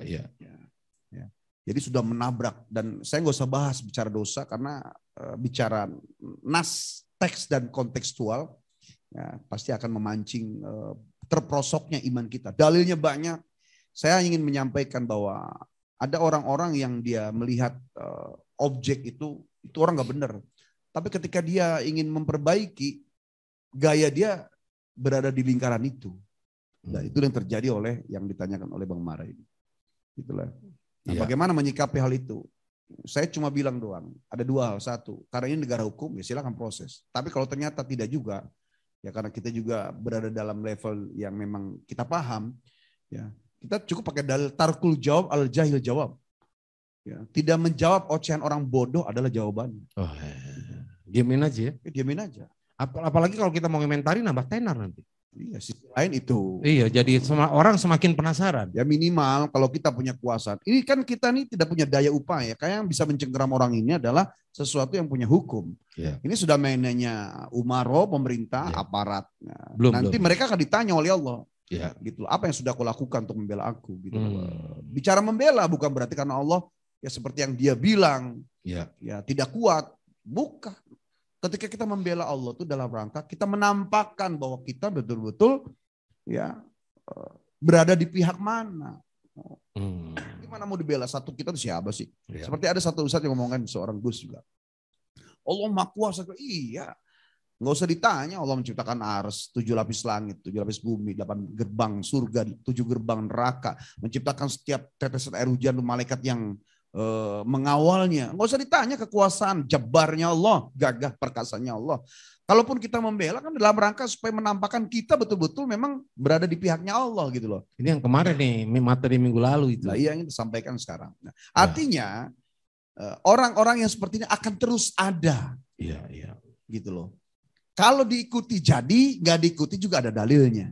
Silakan pilih yang mana. Kalau kita punya kekuasaan, kemudian ternyata bisa berdakwah, ya silakan sampaikan. Kalau ternyata nggak punya kekuasaan, punya rezeki, sampaikan orang itu. Anda perlu apa? Kemudian diusap-usap. Cuma sekarang jangankan yang nggak punya duit, yang punya duit aja berhitung. Apa manfaatnya? Udahlah, akhirnya yang punya duit diam, yang aparat juga dia berpakut tangan. Orang alim nggak punya kekuasaan, aparat tidak bisa menyampaikan aspirasi warga dan rakyat, maka akan tumbuh lagi orang-orang yang seperti ini. Dan wallahu a'lam bishawab, hanya Allah yang tahu nanti dengan sikap-sikap orang-orang demikian. Kita berlindung dari demikian. Insya Allah. Baik, ini pertanyaan lagi. Ini ada dua ya. Yang satu ini dari Fajri. Saya bacakan dulu Fajri yang dulu masuk ini ke WA. Bagaimana motivasinya Ustadz untuk teman-teman yang jarang sholat namun susah dikasih ingat. Jadi gini, menurut saya jangan pernah menyuruh orang sholat. Orang lagi sholat Allahu Akbar. Mas disuruh ke warung, nggak boleh Pak. Iya, haram. Gitu. Jadi jangan pernah menyuruh orang sholat. Itu yang pertama. Yang kedua silakan Gimo. Ya. Jadi Gus Kriting kedua, saya akan menjawab. Ada kriting. Yang mana yang jawab nih? Iya. Bagaimana gitu loh, memotivasi orang yang masih belum mau sholat, susah gitu, ya, punya temen. Itu kan sebenarnya dakwah utama ya, karena as-sholatu imaduddin, faman aqoma faqad aqomaddin, faman taroka faqad hadabaddin. Orang paham bahwa sholat yang agama, melaksanakannya mendirikan agama pada dirinya dan mendirikan agama secara umum, tidak melaksanakannya hancur dirinya, hancur juga agamanya. Jadi pasti derajatnya sangat luar biasa karena sholat juga bukan untuk Allah tapi untuk kita sendiri sebagai tiang agama. Maka secara prinsip itu, secara teknis ya kan yang tahu teman kita itu kita. Iya benar. Ini orang nih kalau disuruh nih galak, yang ada gue ditambol dia nih gitu kan. Ya cukup aja lah. Ya, ayo sholat dulu ntar ya. Jadi nggak usah diajak terus aja depan dia terus lama-lama nanti ada kesempatan Allah kasih tiba-tiba dia wudu aja. Dan terus, kalau memang ternyata berat kita, ya kita harus ajak dia ke pengajian atau kenalkan dia dengan orang yang bisa ngedengerin itu. Kalau ternyata orang itu, teman kita ini bisa ngedengerin kita, ya kita bekali. Dia ngedengerin saya, orangnya mau denger saya, tapi saya bukan ustadz. Pelajari, mumpung dia masih dengerin kita. Tapi kalau kita ini sebagai teman memang, so tahu lu. Nah, kita punya semangat, jangan kita yang ngomong makin mental, yang ada juga berhenti bertemannya. Kita ajak dia pengajian, kita kenalkan dengan orang-orang baik. Yang jelas setiap hembusan dan tarikan nafas, setiap langkah, setiap sentinya, setiap meternya itu ketika kita ngajak ke dia termasuk tadi waman ahsanu qaula. Boleh nggak dikasih motivasi begini sambil bercanda nih kan? Lu kalau sholat gue kasih 50.000. Boleh gitu nggak? Boleh, itu cara Allah. Boleh cara Allah. Boleh kasih 50. Al-Quran isinya. Quran itu basyiron wa nadhiron.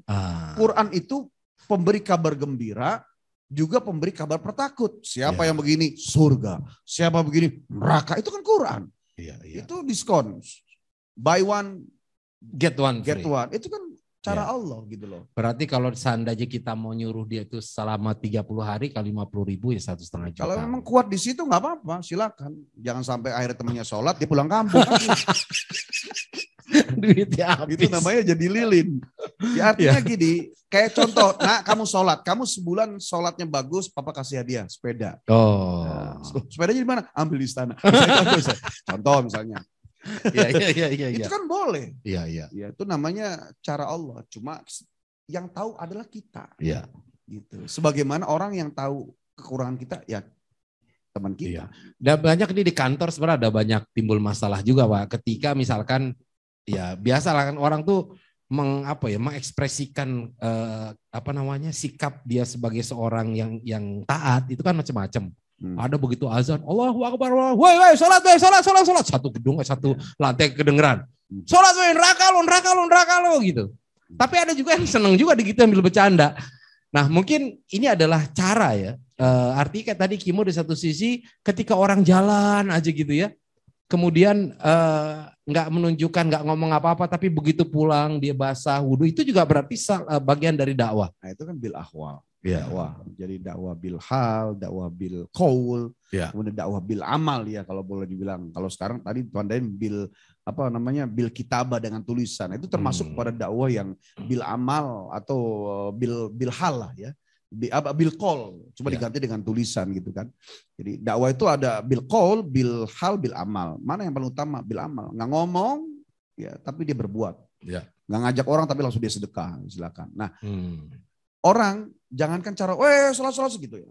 Sampai pun dia sebaik apapun, tetap aja orang yang benci. Gitu. Itu sudah sunatullah, Pak. Tetapi dengan cara yang baik, metode yang bagus, meminimalisir kebencian di antara mereka. Dari 10 orang yang disampaikan dengan metode baik, ya harusnya mungkin kalau dengan cara jelek cuma 2 orang, dengan cara yang baik mungkin jadi 5. Gitu loh. Makanya strategi itu dibutuhkan. Nih, ini adalah fakta nih, Kimo. Ini perlu dijawab nih dari Mbak Ayu. Iya. Yes. Kenapa harus pakai dem tuh? Oh, iya dong, karena harus baca. Tadi agak selok dikit. Oke. Assalamualaikum, Ustadz Kimo dan Guswar yang soleh. Soleh. Sebagai perias pengantin, sebelum merias kami selalu menyampaikan makna filosofi dalam balutan budaya. Apakah itu termasuk dakwah? Oke, pertanyaannya adalah filosofi yang seperti apa dulu nanti ya. Kimo yang akan menjelaskan. Ini pertanyaan Kimo semua ini. Kemudian yang kedua, bolehkah mengubah wajah sehingga jadi terlihat pangling? Kedua. Dan ketiga sebenarnya kalau untuk rias yang lebih penting lagi adalah seringkali ketika berias, sholatnya itu kelewatan. Oke. Karena nikah kan panjang biasanya. Nikahnya malam. Sebenarnya ada, kalau niatnya kuat diakalin bisa. Nikahnya malam nih. Apa dari siang itu udah rias, dari pagi bahkan. Karena yang umum itu misalnya orang kalau di rumahan tuh kan misalnya pagi ya jam 10. Iya. Angkat tuh. Iya. Udah diganti nama yang di rumah tadi. Iya, jam 10. Iya. Ya. Makanya kalau bagus tuh siang. Setelah zuhur dirias. Nanti dia berwudu ya. Di jama kali. Nggak ada istilah jama. Jama kosor itu buat orang perjalanan. Kalau di rumah ini kan perjalanan menuju pernikahan. Ya, nyampe nggak? Hah? Ini pengantinnya nih, contoh nih bro. Ini pengantinnya. Kalau dia menuju pernikahan, kenapa pengantin baru datang? Enggak, maksud perjalanan hidup. Huh? Katanya ada dibolehkan daripada nanti enggak sholat ya udah dijama aja deh. Nggak ada, kalau ada istilah itu nggak ada. Jadi kalau untuk jama itu kan untuk, ini bahas yang mana nih, pengantinnya apa tamunya nih? Gitu. Gimana mau jawab ini? Pertanyaan pengantin. Ini belum soal rias banyak loh. dia kali ini sebelum saya jawab ya dari dari Jogja. Iya. Jadi sekarang banyak kok diakalin orang sholat jam 10 dia rias, kemudian zuhur dia selesai, kemudian dia sholat, nanti rias lagi setelah itu. Nah, kemudian yang asar itu biasanya disatukan dengan maghrib atau maghrib dan isya. Bukan sholatnya ya, ngeriasnya supaya dia dapat asar, supaya dia dapat maghrib. Itu nggak ada masalah. Ya sekarang pengantinnya nih problemnya. Justru pengantinnya. Kan ada berapa paket dia dandannya? Berapa paket dia Enggak, dia mau nikah habis maghrib nih. Naik ke pelaminan. Diriasnya dari pagi. Jadi itu ada sholat zuhur, sholat asar, sholat maghrib. Bagaimana caranya supaya tetap bisa sholat? Kan karena ada apakah harus menahan kentut sepanjang itu gitu? Minta sama tukang riasnya bahwa saya tetap harus sholat, nanti dirias lagi. Satu. Yang kedua, ditacap, kalau memang dia punya duit, kan dia punya alat rias yang kena air wudhu tuh nggak luntur kan gitu. Tahu ya Kimo? Dulu di salon kerja. Sekarang udah itu nggak ada halangan lah. Artinya gini, yang jelas tidak boleh jamak kosor kan. Sekarang masuk filosofi nih. Nah, sekarang bagaimana tentang perias pengantin? Sebelum merias kami selalu menyampaikan makna-makna filosofi dalam balutan budaya. Ini kalau ini begini menandakan bahwa orang yang berumah tangga akan begini. Gak ada masalah. Gak ada masalah. Apalagi yang jelas kan ada dua. Ada kebaikan, ada kebenaran. Nah, tidak cukup orang tuh menyampaikan filosofi itu hanya kebaikan. Kalau kebaikan itu hanya diterima oleh manusia. Sementara yang diminta oleh agama, Allah dan Nabi-Nya adalah kebenaran. Gitu ya. Ada nggak kebenarannya? Kalau kebenaran itu bicaranya adalah bicara syariat agama. Kemudian yang kedua, al-adatu muhakama faman tarokal adawatun. Terkadang adat itu bisa jadi hukum selama tidak menabrak Al-Quran dan hadis. Karena disampaikan filosofi, ini kalau pakai ini bahwa tandanya nanti akan rezekinya bagus. Ternyata disampaikan sesuatu yang sunnah, yang bisa mengingatkan kepada kebaikan di balut budaya. Tapi yang paling utama adalah ketika dirias ternyata nggak sholat, bubar semua itu tadi kebaikan-kebaikan budaya itu. Nah ini pertanyaannya, jadi kalau mau menyampaikan Islami dari mulai yang mana, sampaikan kebaikan itu, nggak masalah, bagus. Jadi saya ada contoh ini pernah saya dengar langsung ceramah dari almarhum Profesor Dr. Ali Mustafa Yakub. Waktu itu beliau menjelaskan ketika ada orang sedang membangun rumah, di atas itu ditaruh padi sama kelapa. Nah kan wah ini buat sesajen, ternyata bukan. Nah dia bilang jangan cepat kan bahwa itu adalah sesuatu yang syirik. Kenapa? Karena itu sebenarnya doa. Kenapa ditaruh padi? Padi itu simbol bahwa ketika padi itu semakin berisi semakin merunduk. Nah demikian juga kelapa. Kelapa itu bisa dimanfaatkan semua. Mungkin untuk nikah juga bisa. Ketika banyak suwir-suwir itu semakin berat semakin merunduk. Bayangkan ilmu. Dan di belakang ini konde gede. Anggaplah itu sebagai kelapa. Kira-kira begitu marah gak orangnya? Ya itu terserah. Maaf loh Mbak. Ini jadi gini, jangankan yang hidupnya kemudian dipotek ya, ditaruh di atas. Apa bedanya dengan yang diletakkan di figura berbentuk kelapa dan itu? Jadi gak ada masalah itu. Iya gak ada masalah. Gak ada masalah. Yang masalah adalah kalau dalam hati orang yang menjalani itu, dia meyakini bahwa rezeki itu karena sebab pohon kelapa dan gambar padi itu yang disampaikan. Itu masalah itu baru. Jadi yang utama adalah, balik lagi nih di review nih. Jadi yang masalah adalah ketika orangnya meyakini bahwa kelapa yang ditaruh, kemudian padi yang diletakkan itu, meyakini bahwa rezeki dia akan bagus. Nah, itu sudah mulai lewat cross line gitu loh. Jadi pemahaman itu seperti tadi perias, yang merias pengantin memberi pemahaman dalam balutan budaya itu bagus. Ya, tapi kenapa enggak juga disampaikan juga sisi lainnya ya. Masuk contoh pertanyaan kedua, bolehkah mengubah wajah sehingga jadi terlihat nggak ada masalah. Kayak Kimo misalkan ya. Iya, kemudian jadi wajah Ustadz Guswar. Ya, sehingga ketukar istrinya. Kan ada orang jadi kelihatan lebih kinclong lagi. Itu gitu ya. Nggak masalah. Yang bermasalah adalah ketika auratnya dibuka. Nah, yang pertama itu. Yang kedua, sekarang nih ada orang, ini saya pernah sampaikan juga, ingin menutup aurat, yang penting rambut dia nggak kelihatan, tapi dandanannya, riasannya juga berbentuk rambut. Iya. Ya memang yang terlihat bukan rambut dia, yang terlihat adalah rambut yang dipasang. Iya. Maka hukumnya sama. Apa yang menyerupai sama hukumnya. Gitu. Kalau gitu pakai rambut palsu nggak boleh juga dong? Nggak boleh. Kalau palsunya botak boleh nggak? Ya itu kita kasih dikit lah. Yang nggak boleh sebenarnya tuh menyambung dengan sesuatu yang sama. Ini kan bicaranya bukan masalah rambut palsu, bicaranya adalah rambutnya yang asli ditutup dengan riasan yang menyerupai rambut, maka hukumnya sama. Ya. Dan banyak nanti itu kajian fikih ya. Yang jelas yang kita ambil filosofinya adalah boleh nggak menyampaikan makna-makna filosofi? Boleh, bagus kok ya. Jadi motivasi dan pemahaman ya, selama tidak menabrak Al-Quran dan hadis, insya Allah. Ini dari Pak Bustomi. Afwan, bagaimana jika ada ikhwan yang semangat dakwah tapi ternyata dakwahnya justru semakin membuat resah orang yang dakwah? Ini harus jelas dulu ini. Ya, ini banyak. Iya, jadi apa itu gitu loh? Karena justru kalau membuat orang itu resah menurut saya bagus. Iya dong, jadi dia berpikir bahwa dia banyak salahnya. Betul nggak Pak? Justru kalau berdakwah kemudian membuat orang hanya ketawa-ketawa, kayak saya, ini nggak bagus. Jadi dia, kalau gitu saya minggir dulu aja deh. Yang dimaksud itu, yang dimaksud pertanyaan ini adalah resah, bukan karena sebab orang yang mendengar itu merasa banyak dosanya, resah sama ucapannya. Gitu. Resah sama ucapannya, kok ini, wah ini nggak bener. Jadi resah sama ucapannya apa kelakuannya? Ya bisa jadi include di dalamnya. Jadi mungkin harus adalah makanya tadi kita omongin. Jangan sampai kita yang berdebat soal ini. Iya. Kita berantem juga nggak apa-apa. Gara-gara pertanyaan Pak Bustomi. Artinya makanya dakwah ini kan ada syarat-syarat tadi. Iya, silakan. Dai-nya harus mapan ilmunya. Dia menguasai lah. Bagaimana dia, ini kalau dai ya. Iya. Nah, kalau ternyata memang Bapak kan kita sama-sama berteman, jangan lupa sholat, udah sama paham lah. Tapi kalau khususnya dai, dia minimal dia harus menguasai ilmu Al-Quran. Iya. Menguasai ilmu Al-Quran. Ilmu Al-Quran itu include dalamnya ilmu tafsir, ya, kemudian ilmu alat, seperti nau, sorof, bahasa Arab segala. Bagaimana dia mau menjelaskan tentang Al-Quran kalau dia sendiri nggak ngerti bahasa Al-Quran gitu loh. Masya Allah. Terjemah, semua anak itu juga bisa baca gitu loh. Makanya belajar, ya, baik itu yang di pesantren ataupun tidak. Yang penting kuasai tadi ilmu tafsir. Kemudian juga dia mempelajari juga retorika dakwah. Ya. Ada yang secara otodidak belajar sendiri, ada yang dia pelajari secara akademisi. Silakan itu teknis saja.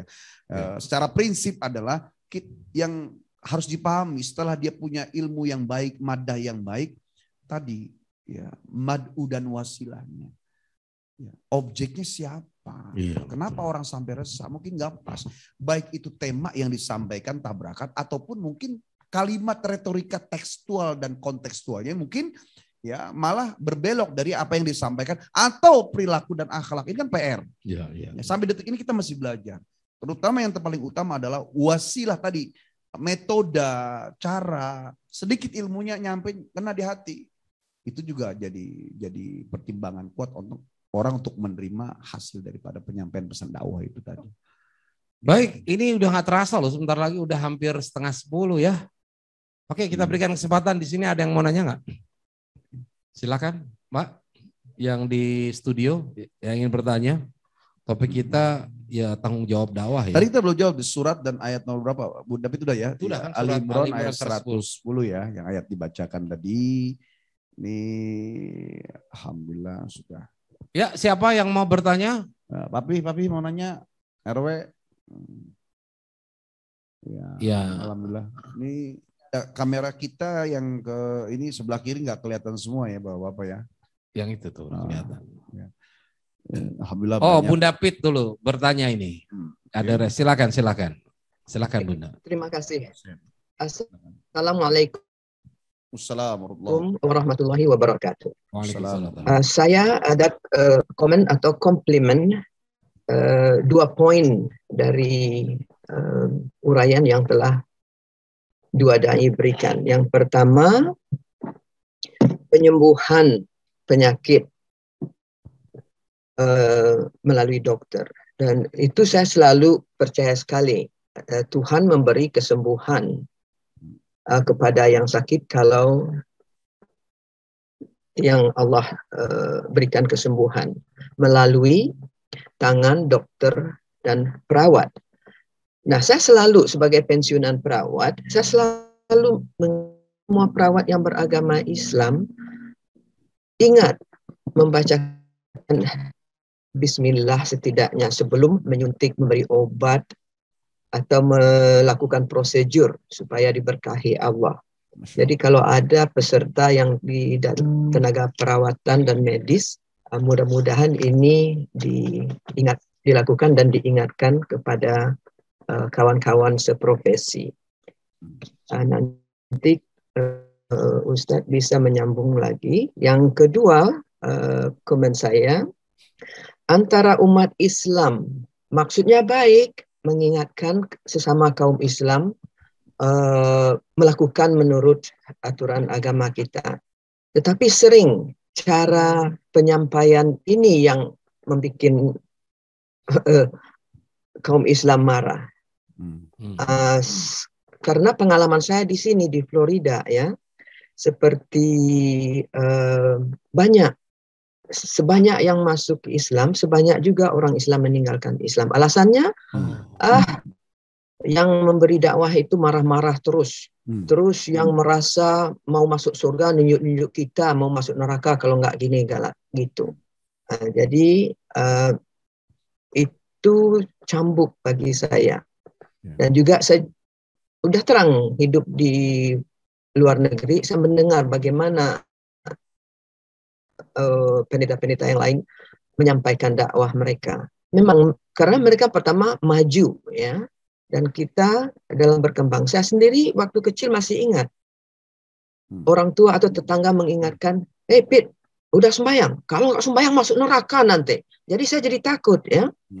Nah, itu yang lebih spesialis, barangkali dua dai yang lebih tahu bagaimana memberi pendidikan kepada kaum muslim dan muslimah, membantu kaum sesama kita, menerangkan tanpa marah-marah, tanpa. Jadi yang diingatkan itu lillahi ta'ala, mereka mengerjakan. Misalnya seperti sembahyang. Nah, jangan di hari-hari manfaat sembahyang. Misalnya yang pertama kita menghentikan dari kegiatan sehari-hari. Itu udah bagus untuk otak dan badan kita untuk bertenaga lagi sesudah beberapa menit sembahyang. Dan kebersihan, membersihkan, berwuduk itu kan personal hygiene, membersihkan ya. Dan gerakan sembahyang, sujud, rukuk itu bagus untuk peredaran darah dan tulang punggung kita. Seperti saya yang sering sakit pinggang, kalau udah rukuk itu aduh enak sekali rasanya. Nah, hanya dua itu aja.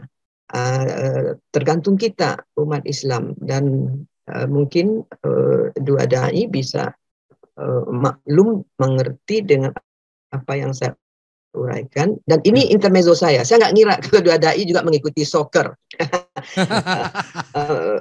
Kenal dengan Salah, kenal dengan ini. Saya soccer hampir tiap hari nonton pertandingan sepak bola. Waduh, luar biasa. Bunda Pit siapa? Apa kesebelasan kesayangannya? Saya nggak akan memberitahu kesayangan, tapi yang paling suka itu Cristiano Ronaldo. Paling toleransi dengan timnya. Cristiano Ronaldo itu adalah Muslim, orang yang paling banyak followersnya di dunia. Iya. 6 juta lebih. Iya. Benar. Paling banyak. Suka membantu kaum muslim. Nah, betul. Itu salah satu. Paling sayang dengan ibunya. Itu idola saya. Walaupun saya tidak klubnya tidak favorit saya. Tapi personalnya Cristiano saya Ronaldo suka itu dulu, Bunda, itu sering dengerin lagunya ini, apa namanya, Iwan Fals. Ibuku sayang, masih terus berjalan gitu. Saya melihat Gus Dur kalau ada Bunda Pit itu pasti nyanyi gitu, terpanggil gitu. Supaya saya terhibur dan saya memulai hari saya dengan gembira di Florida. Benar. Terima kasih. Kimo ini. Baik, Bu David, terima kasih ya. Kita ingin tadi yang sebenarnya Bu David ini yang pertama itu hanya sekedar mengomentari. Karena beliau juga selaku para medis ya, tenaga medis ini, beliau juga melakukan itu. Artinya sebagai tema perawat ini juga sudah mensupport apa yang sudah Bunda lakukan ya. Sebagai perawat. Setidaknya di Rumah Sakit Islam Indonesia, perawatnya, dokter-dokternya mempraktekkan ini. Sebelum menyuntik, Bismillahirrahmanirrahim. Selesainya, Alhamdulillah. Dan ini adalah PR kita supaya bisa masuk ke kalangan-kalangan itu yang selama ini sudah mungkin kita ngisi di rumah sakit. Cuma memang ada PR lah, diantaranya adalah banyak juga orang yang rumah sakit ini yang perawatnya justru malah masih ada yang kayak Judes. Ini PR kita. Makanya Bunda juga doain kami ini biar bisa masuk di semua level dan kalangan Ya tujuannya Ya. bukan untuk insya Allah ya kita Ya. kalau rezeki sudah Jadi pekerjaan dokter dan perawat diberkahi Allah Amin. dan Ya. keuntungannya untuk yang sakit. Ya. Sebenarnya Kimo juga dokter juga. Beliau ini mengobati mental orang yang Ya. sedang terpuruk. Ya, makanya sampai Ya, terganggu itu yang lah tersusah. mentalnya. Itu yang tersusah, mengobati mental. Iya. Kalau fisik banyak obatnya. Nah, mental. Nah, kedua tadi adalah sebenarnya gini, saya menarik loh. Saya nggak tahu datanya seperti apa ya, Bunda ya. Ketika ada orang yang tertarik masuk, kemudian juga ada yang keluar. Nah, yang masuk itu karena melihat kehebatan Islam, yang keluar itu karena orang-orang yang ngajarin yang bermasalah. Jadi sebenarnya begini nih, ini ada dua paradigma yang harus kita Menarik pisahkan. sekali, ya. Ya, yang pertama itu karena kehebatan Islamnya, ajarannya, Iya. itu benar ya. Dan mereka mempelajari Islam itu. Nah, kemudian Dan yang kedua lillahi yang ta'ala keluar memeluk. karena perilaku, cara Iya. orang yang menyampaikan. Ada juga karena sebab hal lain. Tapi itu orang Islam ya, orang Islamnya orang yang keluar. Islam, bukan orang yang mualaf tadi ya, beda ya. Antara Oh orang bukan, yang sudah ini orang Islam. Iya, Kalau Jadi menurut keluar saya dari itu Islam itu jumlahnya ya seperti halnya orang yang sudah masuk. Kenapa? betul. Yang tadi karena bisa jadi ada dai yang kemudian penyampaian yang tidak Salah. seharusnya. Kedua juga secara Dasar personality mungkin. daripada orang yang keluar dari itu karena memang ada kebutuhan lain. Ya, Ya. entah itu urusan juga pendidikan, mungkin dasar agama kurang kuat. Ya. ya iman ilmunya kurang karena sebab ada urusan pernikahan kah atau Ya. mungkin urusan kantong, rekening, saldo, dan kita nggak tahu. Ya. Yang jelas kita berdoa, Allahumma diqawmi Ya. fa'innahum la ya'lamun. Ya kita doain mereka karena mereka begitu karena sebab belum banyak tahu. Makanya fungsinya sebagai pengajak itu dalam rangka yang di dalam kokoh. Ya, kita bahkan orang Islam kalau mau dakwah keluar pun bukan dengan ucapan ayo masuk Islam, enggak. Akhlak aja. Seperti Rasulullah Akhlak ya. aja. Dan gak usah menjelaskan banyak. Akhlak bagus, dia akan lihat itu si muslim itu kok saya suka lihatnya ya. Itu sudah dakwah luar biasa itu. Ya, makanya kita tidak niatkan mengajak dengan akhlak pun memang harus kita berakhlak dengan baik. Makanya poin yang kelima adalah setelah kita belajar tafsir, hadis, fikih, sejarah adalah akhlak. Ya, ya. Nah, akhlak itu terbagi macam-macam. Ada akhlak kepada Allah, akhlak kepada malaikat, akhlak kepada Rasulullah, akhlak kepada orang tua, akhlak kepada manusia, akhlak kepada alam. Ternyata itu butuh banyak ilmu. Belajar lagi. Sampai kapan? Sampai mati menjemput dia. Masya gitu. Allah. Jadi memang itulah bedanya. Kalau orang di luar Islam masuk Islam, ya itu luar biasa. Berbeda dengan orang Islam yang sudah duluan Islam. Kita nih Pak, semuanya yang dulu dari Islam adalah Islam turunan Pak. Kalau mereka yang mu'alaf adalah Islam tanjakan Pak. Lebih berat mana turunan sama tanjakan? Lebih berat nanjak. Kalau turun naik sepeda Bang, itu enak. Tapi gara-gara turunan, akhirnya apa? Lupa ngerem, nyungsep masuk ke jurang. Kalau tanjakan. Kalau tanjakan sepenuh jarang tenaga. nyungsep. Kenapa? Karena dia berat jalannya. Iya. Nah itulah bedanya antara Islam turunan dan Islam tanjakan. Sama kayak Ustadz Guswardi, dia turunan ganteng. Kalau tanjakan jelek lagi dia. Luntur. Terima kasih Kimo atas pujiannya. Jadi maksud saya Ya. Pemberian penjelasan agama, misalnya maaf, sebetulnya saya tidak mau ini menyampaikan menjadi pressure bagi dua dai nanti. Seperti dua dai memberikan dengan senang hati, dengan perkataan yang bagus dan dengan humor. Jadi yang menerima itu lillahi ta'ala, dan sesudah pengajian ini hati saya senang. Dan saya melihat apa yang harus saya perbaiki. Nah, saya mengharapkan semua yang menyebarkan dan memberi pelajaran atau yang mengingatkan bertindak begitu. Nah, jadi tidak marah-marah mencaci Ya, caci. terima kasih juga. Karena kita juga teruslah nggak berhenti belajar ya. Kita belajar istilahnya memang kita ini seperti menuju gawang tuh pemain bola ada yang penyerang, gelandang. Ya, ini dulu. Masing-masing begitu guys. Kimo tugasnya belajar, saya belajar dari beliau gitu. Jadi enak lah. Ya. Terus kalau di dakwah Karena kan agama belajar seumur hidup. Ya, agama ini kan seumur hidup kita belajar. Minal mahdi ilal lahdi. ya kita memang mungkin Terima orang kasih. lihatnya karena memang di bagiannya kita ya ringan-ringan lah. Tapi untuk pembahasan yang ini kita juga belajar, kita menyapa mungkin orang yang sedang baru pertama banyak baru mengenal Allah, ya baru mendalami basic daripada ibadah, dan selalu yang ditawarkan yang bagus-bagus dulu, yang indah. Orang belum sholat ditawarin neraka sholat, insya Allah dia jangankan sholat, ketemu kita aja terakhir saat itu. Jadi diajarin dulu seperti yang tadi Bunda bilang, fadilah sholat, kemudian keberkahannya ketika sholat, kemudian juga gerakan badan dalam kesehatannya, kemudian juga keberkahan dunia, terus di akhiratnya apa. Itulah seperti, karena orang menuju ibadah itu kan 3 ranking. Pertama, ada orang ibadah takut neraka, ada orang ibadah pengen surga, ada orang ibadah pengen ridho. Yang dicari, diminta oleh Allah ridho. Cuma menuju ridho tuh susah. Maka dimulai dari ranking yang kedua dulu aja. Kalau yang satu ini mungkin para santri yang udah mengenal agama, ya para ustadz yang udah memang kokoh dalam dakwanya. Nah, kalau buat yang baru memulai, orang awam, jangan yang ketiga ditawarin. Sholat yuk. Belum ustadz saya lagi nih, oke. Saya duluan ya, gitu udah aja. Karena memang gini, harus melihat madu ya. Kalau orang-orang yang memiliki, mohon maaf kadang-kadang kan beda ya. Orang pemikir, intelektual itu memang kayak tadi Bunda sampaikan benar. Sholat itu yang memberikan manfaat ini. Coba setiap gerakannya mulai dari awal takbiratul ihram. Tapi kalau anak nongkrong begitu udah ngantuk duluan. Lu sholatnya kenapa? Bayangkan nanti takbir. Wah gitu. Lebih bagus dia. Pendekatannya adalah oke, ya kita sama-sama nongkrong, sama-sama asik. Ya udah. Apa sholat? Ya kalau gue sih sholat karena gue banyak dosanya. Nah, kadang-kala memang penjelasan-penjelasan yang simple itu lebih kena. Kayak contoh dulu sama almarhum Uje juga gini. Saya ingat tuh, pernah waktu dulu almarhum Uje pernah diajak untuk nyalek menjadi wakil gubernur Banten. Banyak menasehati dengan ayat segala macam tuh. Usah gini-gini. Kalau saya sih karena saya tahu karakter beliau, saya cuma bilang doang 1 kalimat, 2 kata lah. Dia bilang gimana? Menurut lo bro, gue mau nyalek nih. Saya cuma ngomong apa? Emang lo betah? Gitu doang. Dia bilang tuh, enggak. Ya udah nggak jadi deh. Gitu dong. Kelar udah nggak jadi dia nyalek. Gara-gara ngomong emang lu betah gitu. Karena saya tahu karakternya nggak mungkin betah dia jadi wakil gubernur. Iya, karena dia mungkin maunya wakil presiden. Nah, mungkin. Jadi memang pemilihan penentuan madu itu memang sangat luar biasa. Contoh, dengan cara kita. Kayak dakwah tuh sebenarnya kita pertama mengenali dulu. Makanya tadi disebutkan rukun dakwah. Madu itu tidak hanya, oh ini orang tua, cuma gitu doang. Bahkan setiap orangnya tuh, oh ini kita harus cari tahu kesenangan dia apa. Kayak anak muda nih, dia senangnya musik.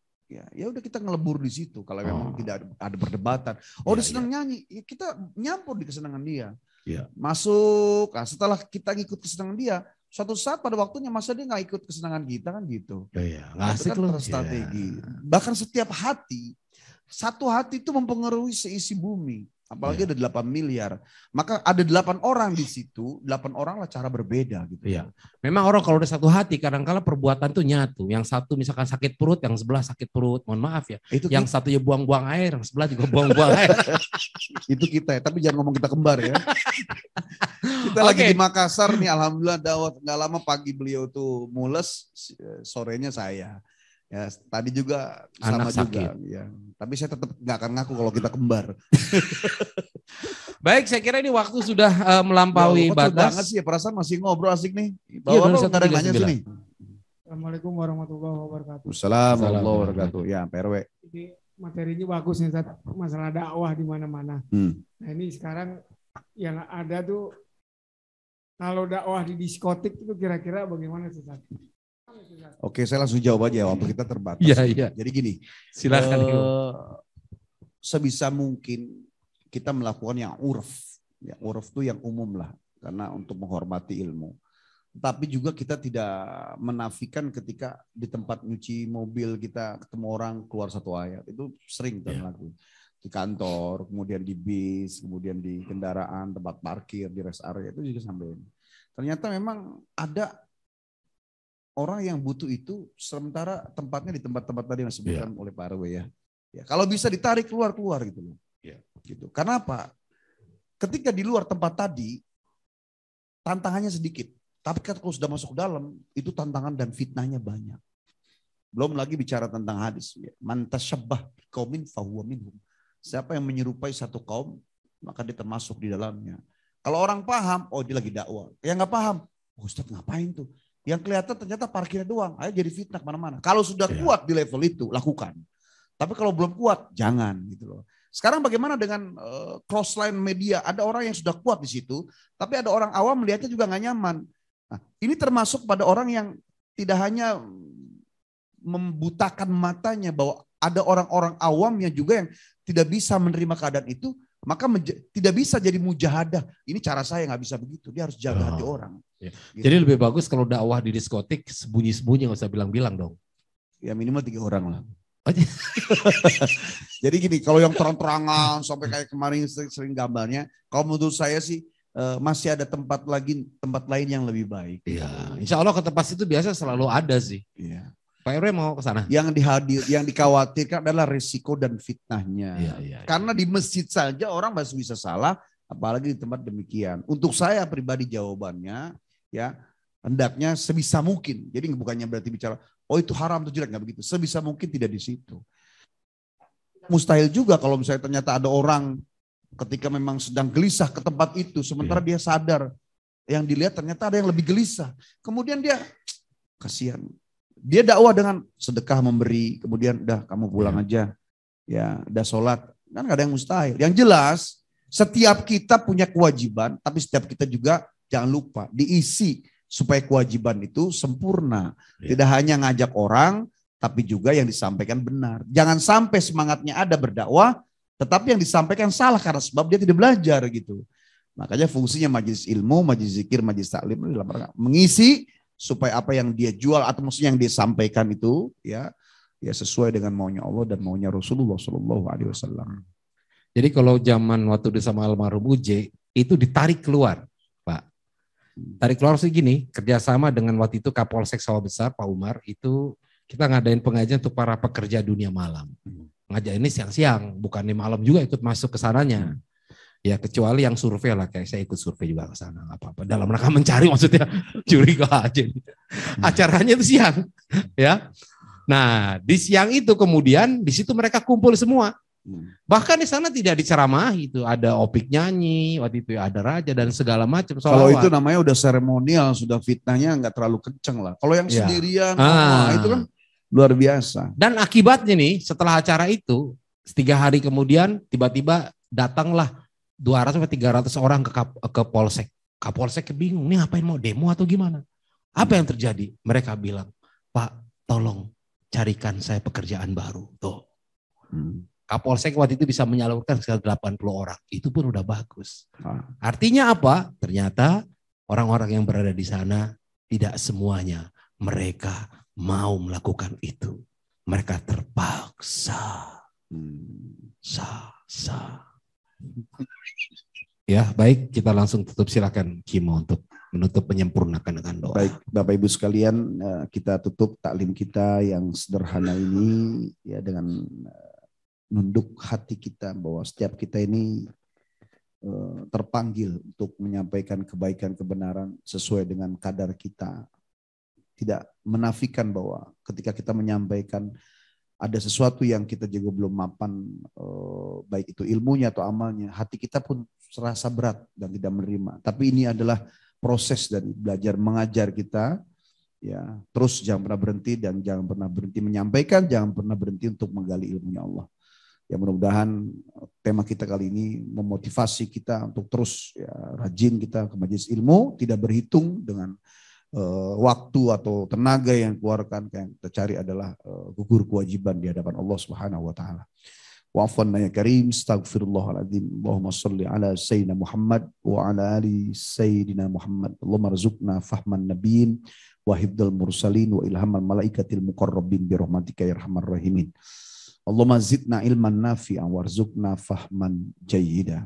Ya Allah ya Rabbana, terima kasih atas karunia sehat lahir dan batin, panjang umur dalam taat, rizki yang bisa menjadi bekal kami beribadah, memiliki keluarga, keturunan, punya tetangga yang baik, kerabat, sahabat, handai tolan yang mengajak kami ingat kepadamu. Terima kasih ya Allah. Sedikit banyak semua kebaikan itu tinggal syukurnya kami kepadamu ya Allah. Ya Allah, bimbing kami dengan hidayahmu.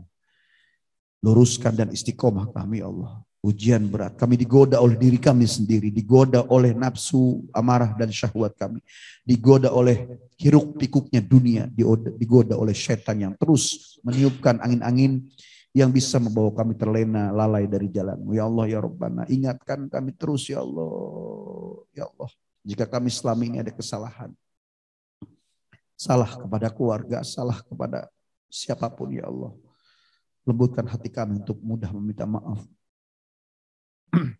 Ya Allah ya Rabbana, satukan kami dalam iman, Islam, dunia dan akhirat di belakang bendera baginda Rasulullah Sallallahu Alaihi Wasallam. Ya Allah, panjang umur kami ya Allah. Wafatkan kami setelah bertaubat ya Allah. Jangan kau wafatkan sebelum kami bertaubat. Jangan wafatkan kami sedang maksiat. Wafat sedang dalam mungkar, keingkaran. Wafat sedang masih keras hati ya Allah. Wafat kami dalam penutupan yang baik. Wafat setelah sempurna sholat kami, puasa kami, sedekah kami, bahkan haji kami ya Allah. Ya Allah ya Rabbana, panggil kami dengan berhaji ya Allah, kerinduan tahun ini kepada Ka'bah dan Nabawi ya Allah. Wafat kami husnul khotimah ya Allah biha, ya Allah biha, ya Allah bi husnul khotimah. Satukan majlis kopi uduk, majlis Masatul Ummah, majlis Masjid Al-Kifah ya Allah, yang ada di Dava Center ini ya Allah. Semua istiqomah dakwah kami, Zoom Shisha TV, dua dai berbagi dengan keriduan-Mu ya Allah. Rabbana atina fid dunya hasanah wa fil akhirati hasanah wa qina adzabannar. Walhamdulillahi rabbil alamin. Oke, demikian saja. Terima kasih atas perhatian semua. Mari sama-sama kita tutup dengan doa penutup majelis. Subhanakallahumma wa bihamdika asyhadu an la ilaha illa anta astaghfiruka wa atubu ilaik. Ya, wallahul muwaffiq ila aqwamit thariq wa billahi taufiq wal hidayah. Assalamualaikum warahmatullahi wabarakatuh.